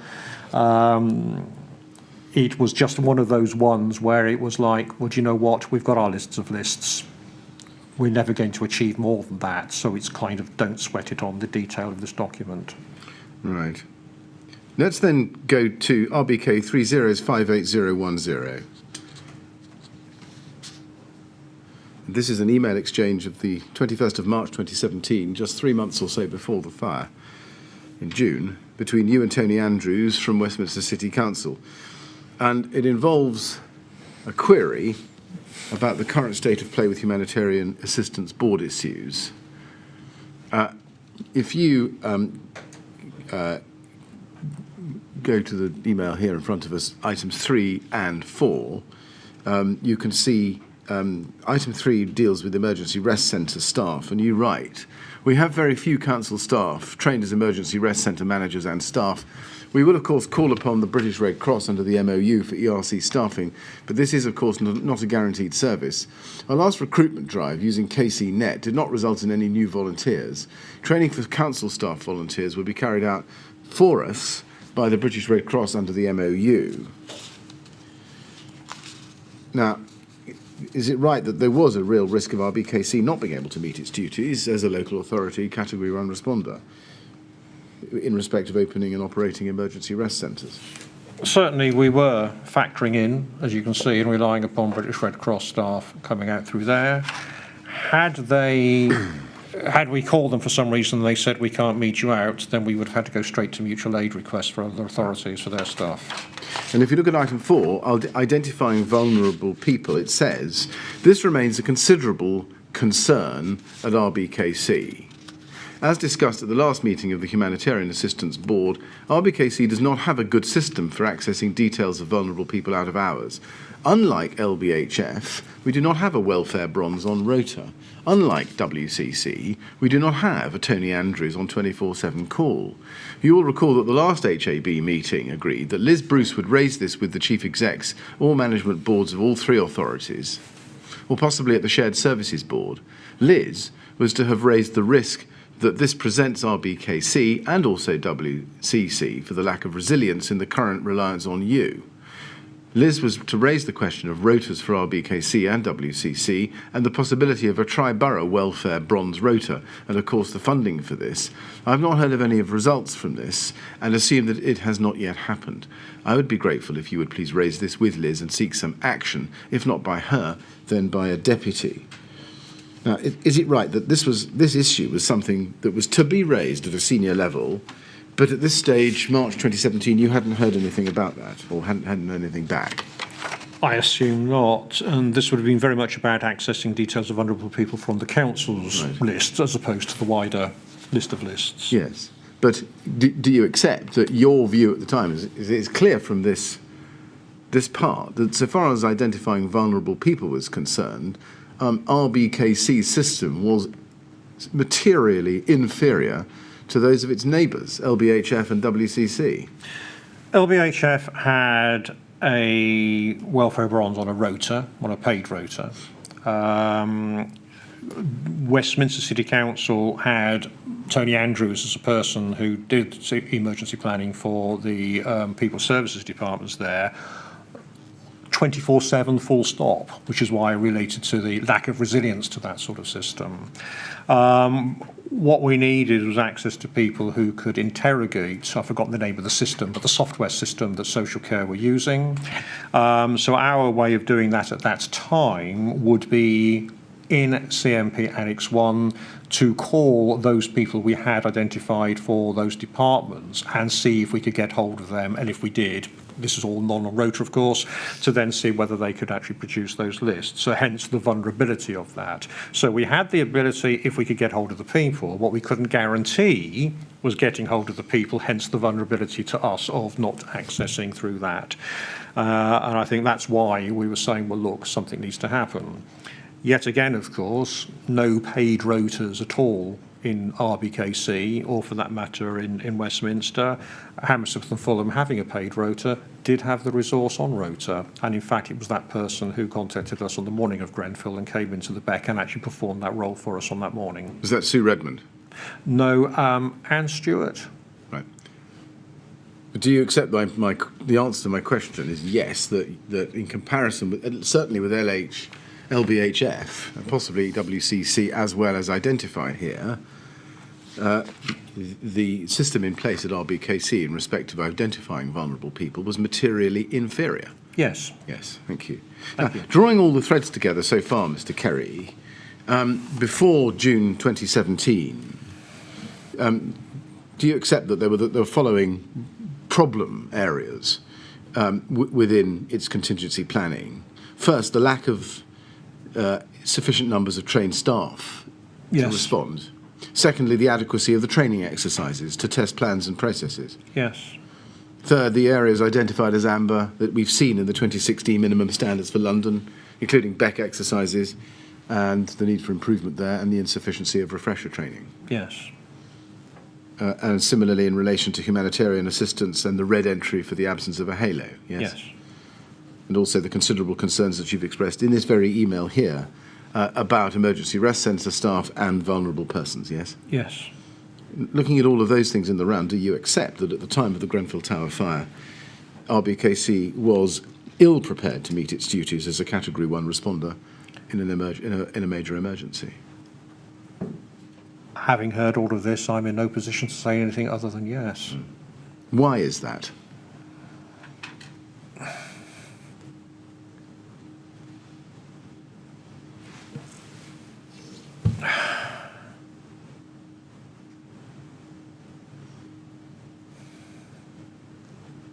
I don't have a short one-sentence answer for you.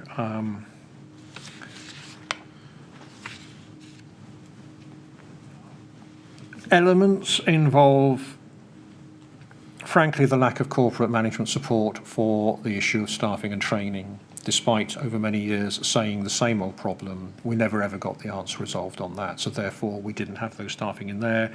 If you haven't got the staff, you can't really do the amount of training and exercising you do, so the one follows the other. In terms of some of the other elements, team of 3, there are certain things you can do in any one year. You don't get everything done, so therefore there are some gaps there under the MSL.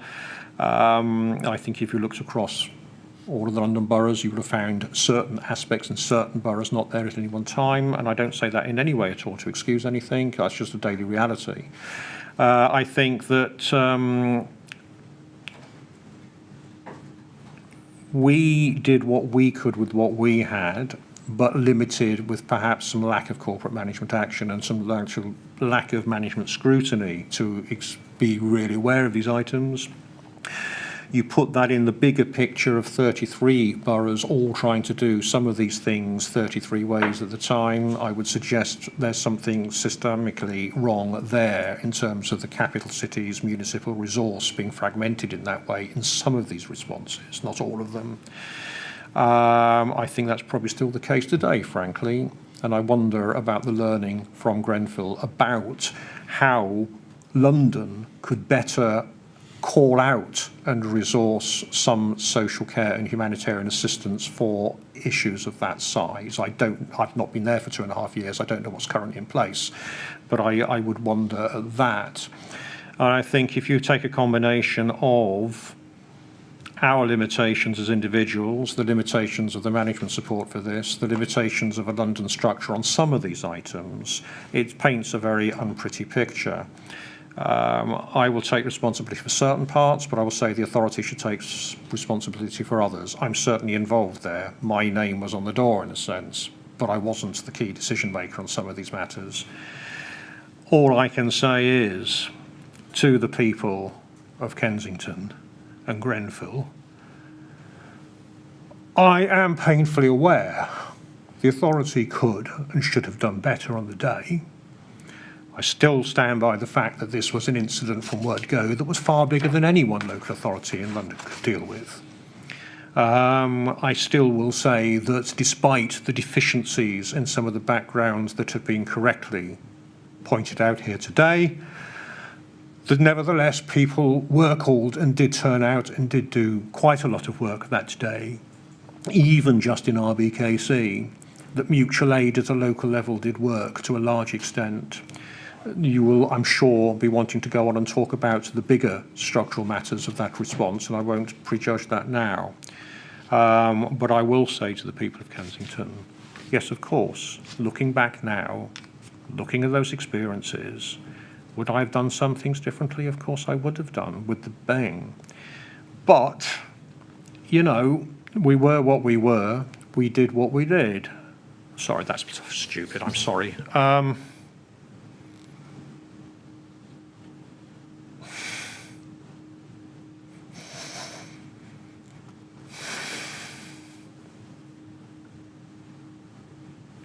don't think I have anything else to say.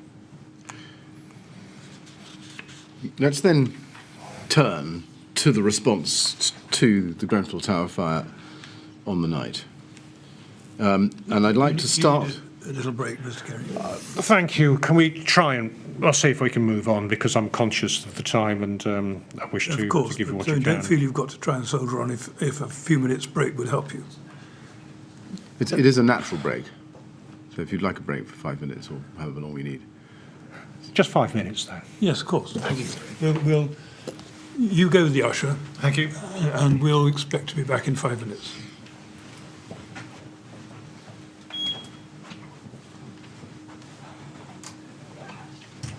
Right, Mr. Millett, I'll ask the usher to get us in 5 minutes' time. Thank you, Mr. Chairman.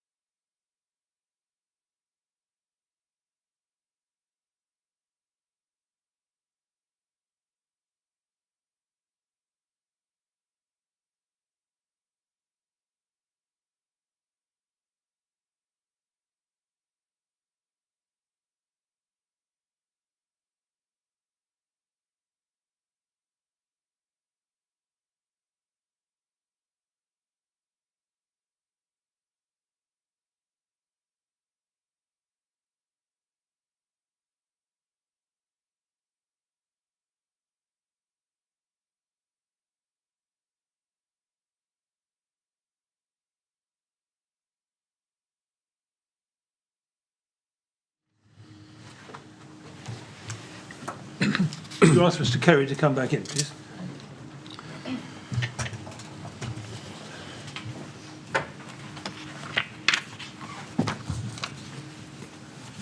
Thank All you. right, Mr. Kerry? Thank you. Yes, that's not at all. Yes, Mr. Bennett. Yes, Mr. Chairman. Mr. Kerry, I'd like now to turn to the night of the 14th of June 2017, or rather the early hours of that day, and to start with the activation of the RBKC Contingency Management Plan. Can we go back to the plan, please, RBK 404396, and go directly in it to page 33? And you can see, well, you can't see, but you will see there, under paragraph or section 4.4, initial call out of office hours, and there's a flow plan there, which sets out that once a call has been received by the out of hours contact service, the duty silver is contacted. Is that correct? Yes. And I'm assuming that this flow chart here was as it was on the night of the fire. Yes. Now, we know from your statement that you were the duty silver on duty on that night, weren't you? No. I had a borough duty officer on duty on the rota, so I wasn't on call. We didn't have any silvers on call at that time. It was just a list of names in CMP Annex 1. The borough duty officer, who responded to all sorts of all sorts of minor things, just routinely, we had put in as the on-call person to start the silver process, if you like. And for smaller incidents, the borough duty officer may well have dealt with that. For something of this scale, quite rightly, the borough duty officer then phoned me.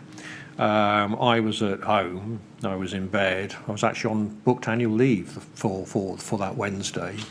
But he phoned me as the emergency planning manager, and I took that call and, took that responsibility on at that point, but I wasn't on call.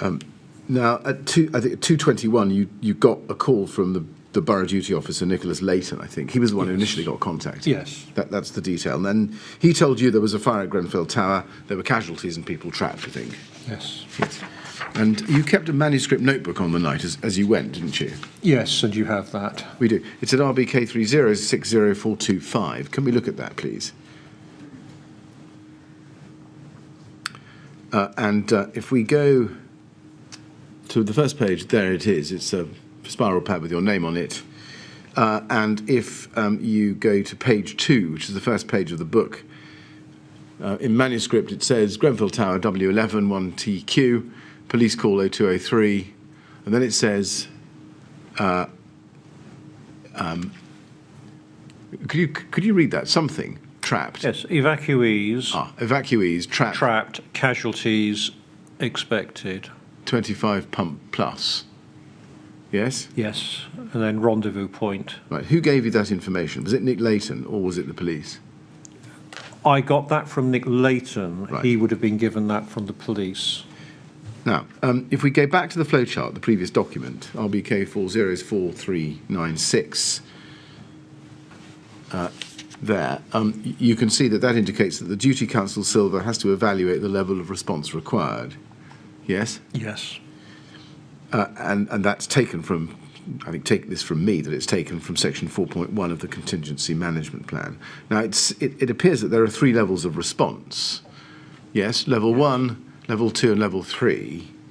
I think level 1 is minor, is it? Yes. Level 2 is medium, yes? Yes. And level 3 is major. Yes. And that's on the right-hand side of the chart. At this stage, at 2:20 in the morning, what was your assessment as Council Silver of the level of response that was required? Well, I didn't quantify the response in terms of level 2 or level 3 at that particular point. I wasn't, thinking in terms of 1, 2 or 3. It clearly was a serious incident. And so I dealt with it as a serious incident. But I can't say that I quantified it either 2 or 3. Now, in your statement at page 49, paragraph 49, page 14, we don't need to go to it, you tell us that you became the Beck. You say, I became the Beck at that stage. Did that mean that as soon as you were called by Nick Layton at 2:21, you became the Beck? Yes, effectively, our plan was that if you're the person that gets the call, you are effectively doing all of the things that a BEC would do if you had a BEC there. So I mean, the BEC has a room at the town hall, but frankly could be set up anywhere. But the BEC, for a lot of incidents, as in Adair Tower fire, was me, and so I described myself as the BEC because there wasn't a BEC somewhere else. So in the absence of that, I was the default for the BEC role. But in fact, did you mean you became the controller? Yes, and I think I may have described earlier that we had this transitioning of controller, Council Silver, going on at the time. So, yeah. In fact, in a previous iteration of the plan, you would have seen Borough Controller rather than Duty Silver, for example. Now, as such, looking at the flowchart, becoming the controller meant that it was at least a level 2 response. Is that fair? Oh, fair, yes, certainly. Right. It was not a minor incident. Not a minor incident, Yes. but were you proceeding at that stage on the basis of level 2 or level 3?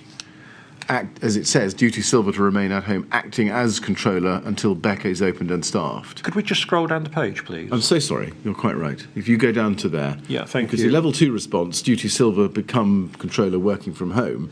Level 3 response, Duty Silver to remain at home acting as controller until BEC is opened and staffed. At 220, which was it? At that point, it was the level 2 Right. slot there.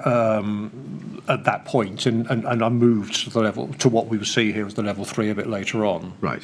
So at that stage, can we take it you called out department / service managers to respond?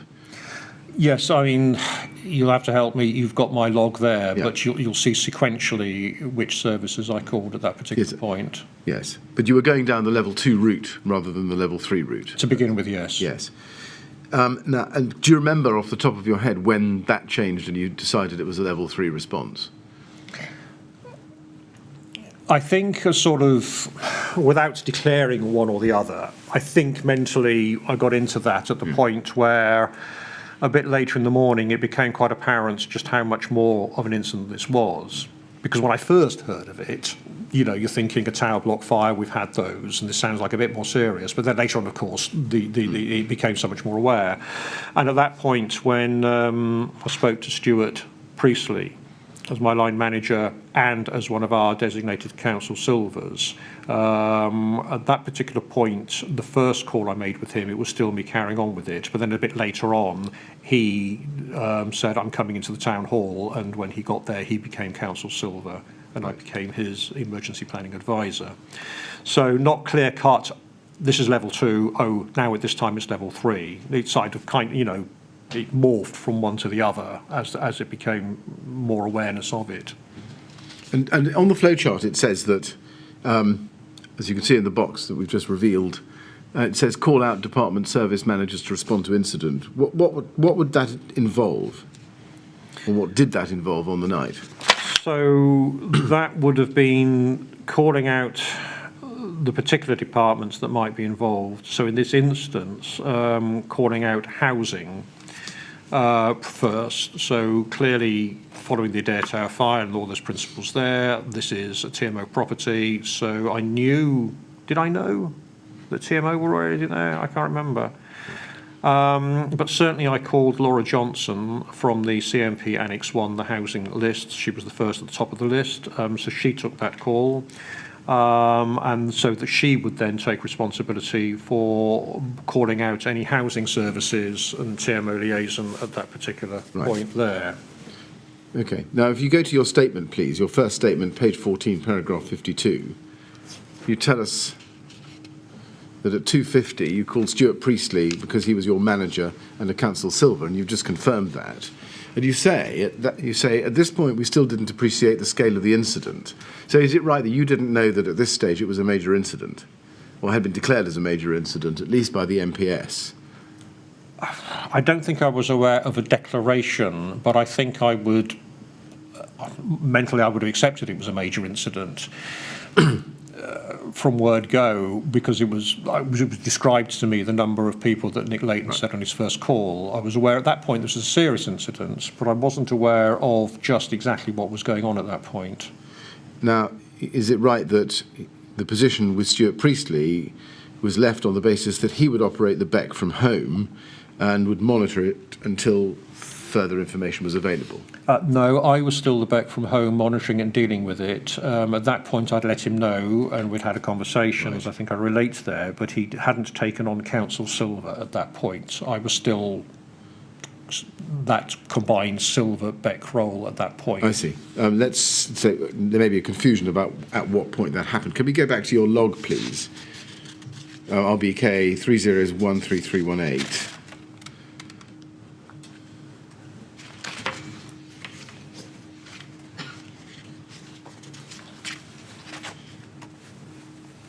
And this is not the manuscript version. This is a. That's Stuart Priestley's log. That's yes, that's Stuart Priestley's log. Quite right. It's his exhibit. And if you go to 310, phone call from David Kerry to inform me of a fire at Grenfell Tower. Laylo dispatched to the scene. Unclear as to the scale at this point. DK operating as Beck from home. Agree to monitor until further information available. So I think you're right. It was you operating from Beck at this point until further information. Yes? Yes.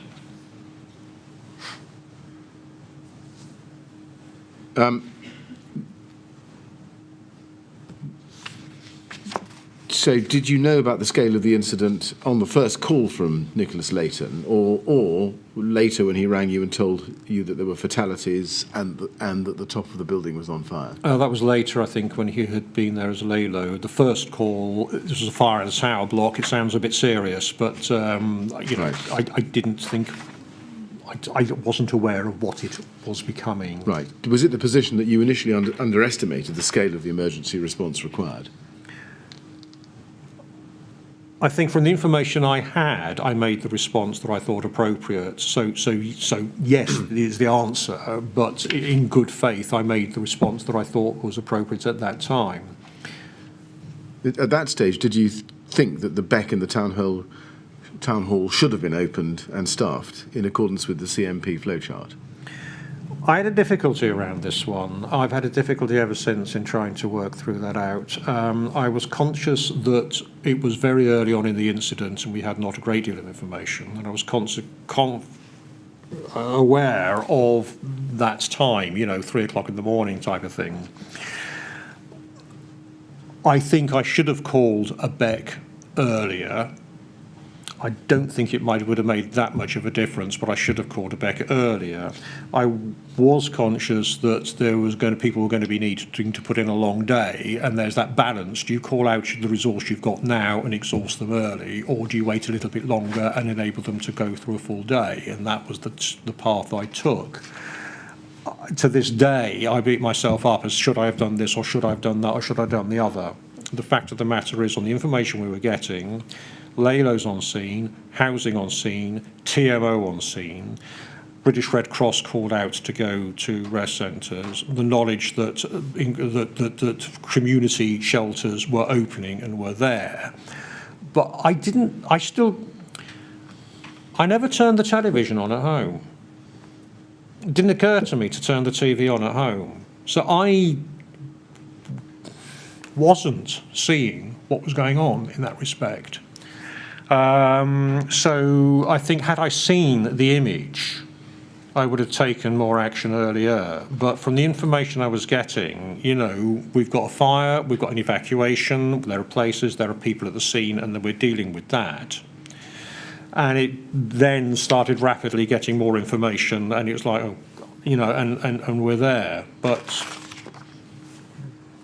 now let's just try to work it out from the documents. Can we start with Project Athena, which I think is the code name given to the interview process that you and others went through in March, or the early part of 2018, after the fire? yes. Yes. Now, if we go to RBK 3028996, this is the first page of the interview record.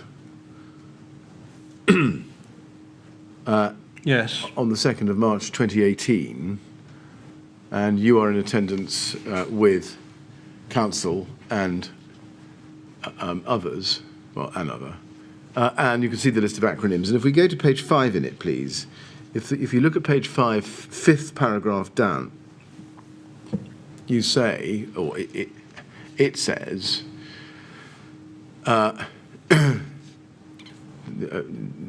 this is after discussion of Lalo, you say in the third line, after the reference to 2:50 a.m., you say we didn't have, second line, sorry, I didn't have much information at that time except that there was a major fire at Grenfell.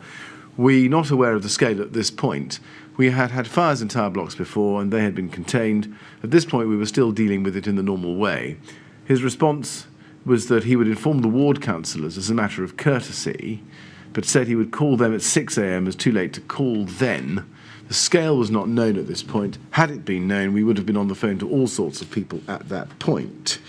And would that have meant activating the beck at the town hall at that point? Right. Yes.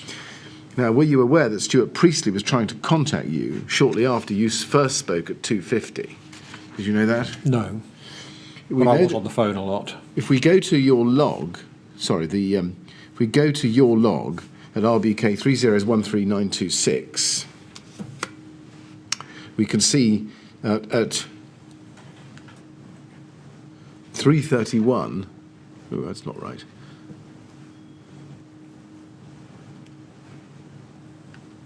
No, I'm afraid there's a misreference there.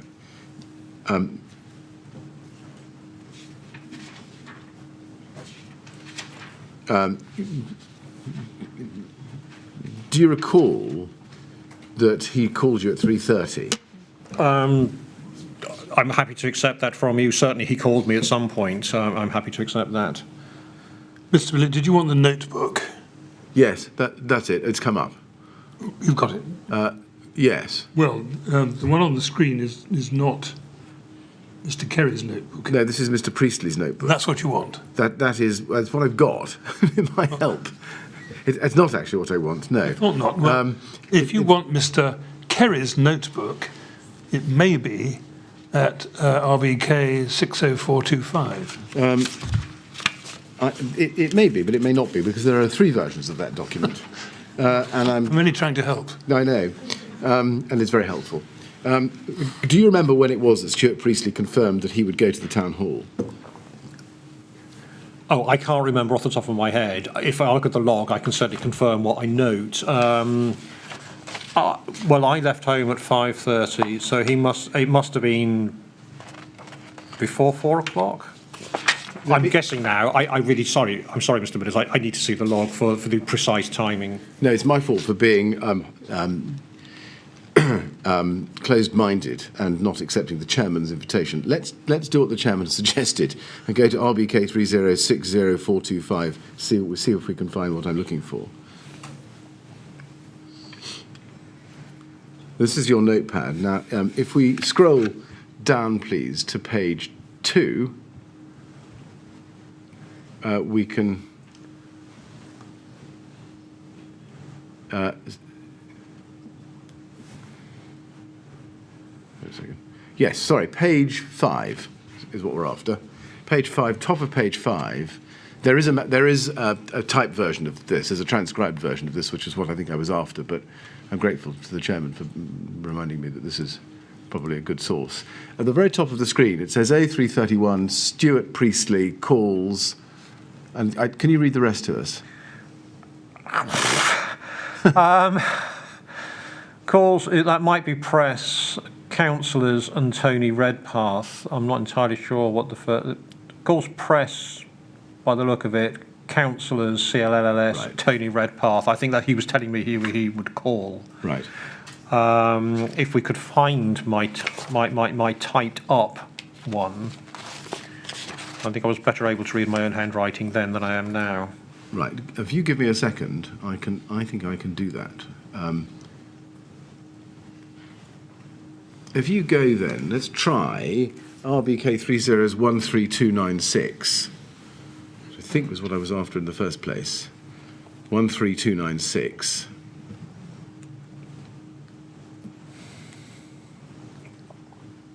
Thank you.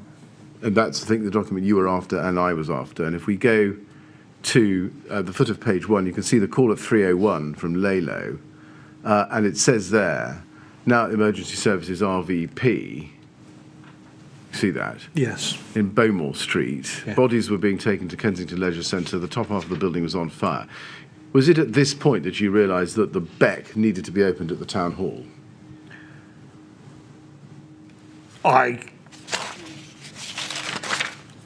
can't recall whether I had that thought or not. May I look at my next log? Yes, entry, please? exactly. If we turn the page then to page 2, we can see the information and events as they follow down.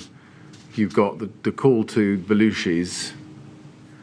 You've got the call to the Red Cross at 3:14, 3:19, Nick Holgate, telephones you, briefing given. And then at 3:31, telephone call from Stuart Priestley, asked if I'd contacted the council's press officer. I had not. I think at that point, to answer the question you asked me a moment ago, was it at that point that I appreciated the scale of it and called out the Beck? Not at that particular point. Right. I think it's on the following page that I got to that point. I see. Do you remember whether Stuart Priestley told you on that call that he would get ready to go into the town hall? No. He called me when I think he went to tell me he was in a cab on his way, but he didn't say anything about coming to the town hall at that particular time. Not that I recall. Now, we've seen the reference to Tony Redpath in your manuscript, and also indeed in this document. But certainly in the manuscript, what was his role at this stage? He was, of course, Director of Local Strategy, but what was his role at this stage of the night? At that stage of the night, if we're looking as far as my log number 9, at that point, Stuart was about to call him, so I suspect at that point he would have been unaware of it. And he had no role as such at that point because he hadn't yet been called out. What was his role generally in an emergency such as this? In an emergency such as this, I would have expected Tony Redpath to be a strategic advisor to Gold, or possibly a council silver if we needed him as a council silver. And who was responsible for contacting him? I think we can see that Stuart said that he would call Tony at that point. I think we were divvying up the work between us. Now, the contingency management plan at page 37, and take this from me, refers to the facility to text, alert, council, emergency responders and partners. You remember that? You may Yes, I'm kind of remembering that there was, the press office had that facility.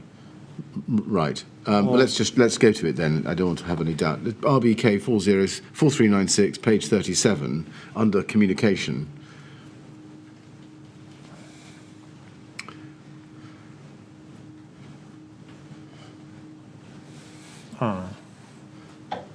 You see that? And communications, text alert to cancel emergency responders and partners and other teams, as you can see there. Mm-hmm. Was that facility, the texting facility, used to inform Beck volunteers? No. Why not?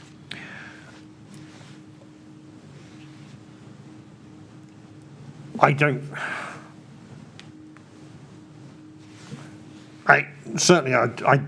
didn't use a text alert system to deal with that. Why not? I think under the circumstances it would have taken far too long to actually put it together, because this wasn't something which was ready to go and press. This would be enter numbers into a system and then send that. It was part of the council's comm system. I can't remember the precise details of it, but certainly it wouldn't have occurred to me at the particular point I was at in dealing with that to take the time to use that text alert system. Could you not preset the text with all the numbers prefixed in it and then just send out, like a text burst, send out a text alert to all people on the list at once with one single text? I absolutely can't tell you what that was. I can't remember at this pass of time. I dare say somebody at the borough might be able to recollect what system we have. I can't remember the detail of that. Now, in relation to when you first contacted staff who could have assisted with the operation of the Beck, I wonder if you could help us confirm. If you go to RBK 3013296, your emergency log typed version, at entry 17,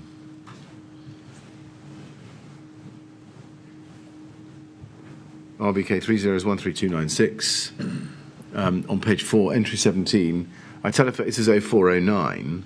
I telephoned Keith Robbins, contingency planning officer, to get him involved. No answer.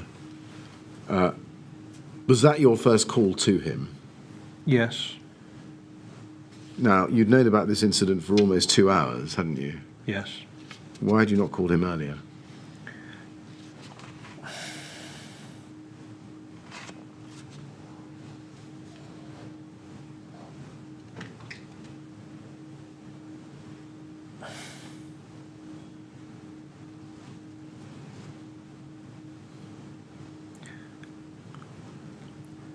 I can't remember whether he was on leave that day or booked for the next. Something lurking in the back of my mind that he might have been away. He lived in the borough, so therefore at that time it was worth giving it a go to see whether he was home. You'll have to forgive me, I'm struggling with the detail of that memory. Now, let's go to a different document.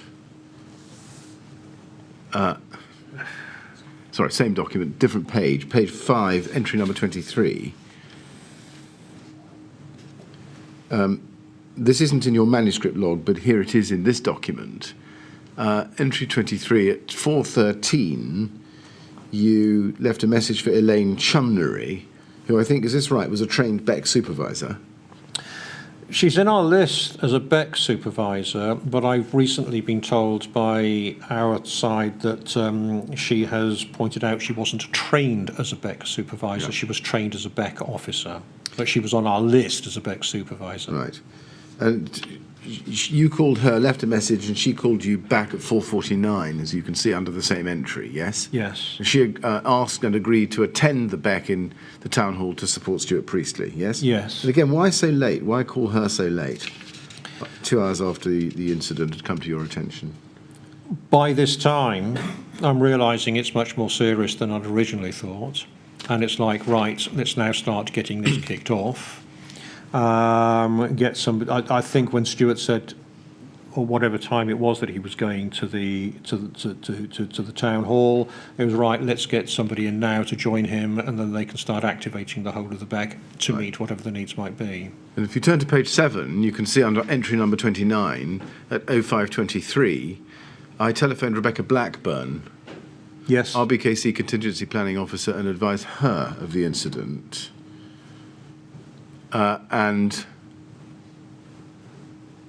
You say, under action stroke response stroke outcome, I asked Rebecca Blackburn to attend the Borough Emergency Control Centre at Kensington Town Hall at 8 o'clock to take over from me. Yes. Yes.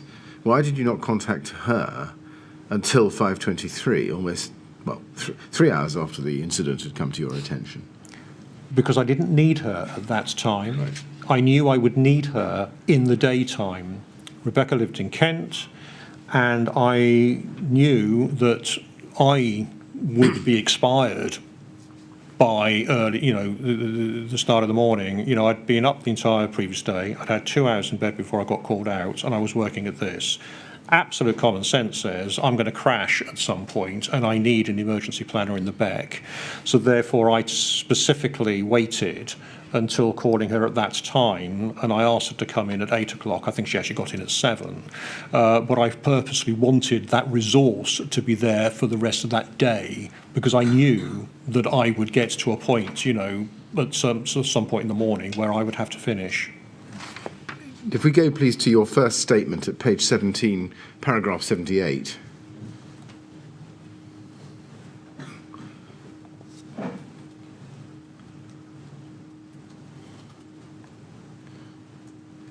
That's RBK 3033579, page 17, paragraph 78. You say there, I made a decision not to call everyone into the town hall in the early hours of the morning, as I knew people were going to have to do a very long, full-on day at work. And I thought it was best if as many people as possible were well rested for that. I called all of the people who I felt needed to be called at the time. That's correct, is it? Yes. And I think you told the Project Athena interviewer, when you were interviewed in March 2018, that there was professional criticism of that on the day.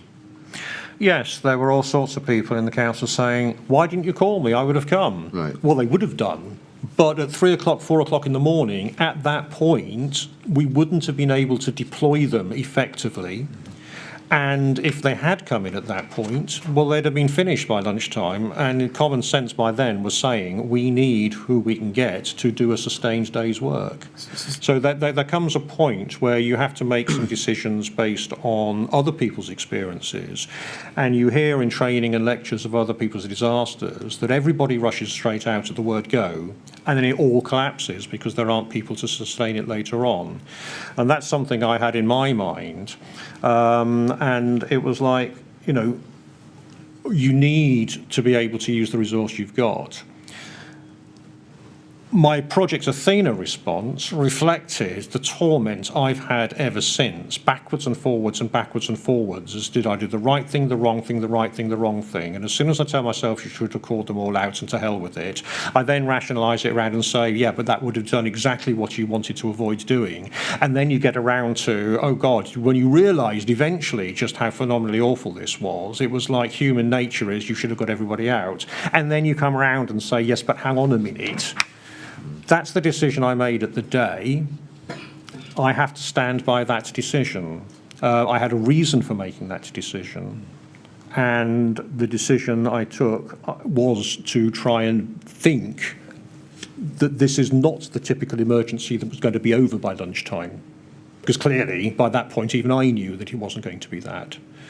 And it's, you know, what would we have done with loads of people at 3 o'clock or 3:30 in the morning? Frankly, we would have wasted that resource because we wouldn't have been able to target it. We didn't know enough at that particular point. But I did know enough that this is starting to develop that, you know, we need people in during the day. My emergency planning resource, because I was pretty sure that Keith wasn't going to be around, was Rebecca Blackburn. I needed her to do the day because I knew I wasn't going to be there, so she needed to replace me.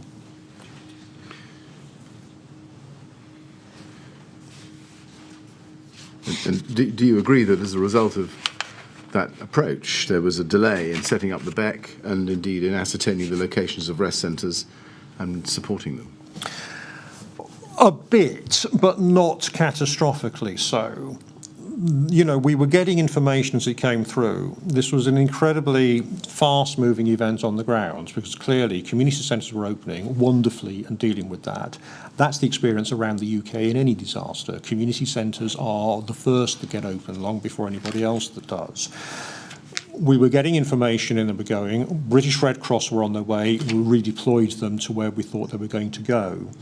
Yes, if we'd had a full BEC, we might have had more information being noted down, perhaps, but I think it was moving so fast that we would probably have been tail chasing anyway. We'll never know that because I didn't call out the BEC that earlier. And I can't say any more than that. I did what I did, right or wrong. Thank you very much. Mr. Chairman, is now a convenient moment. Yes, it is. Thank you, Mr. Millett.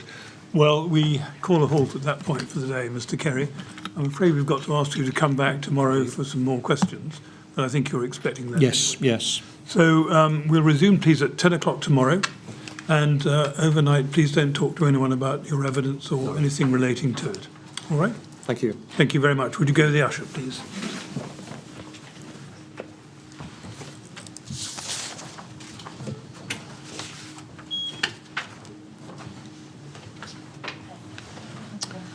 Thank you, Mr. Millett. We'll resume at 10 o'clock tomorrow. Thank you, Mr. Chairman.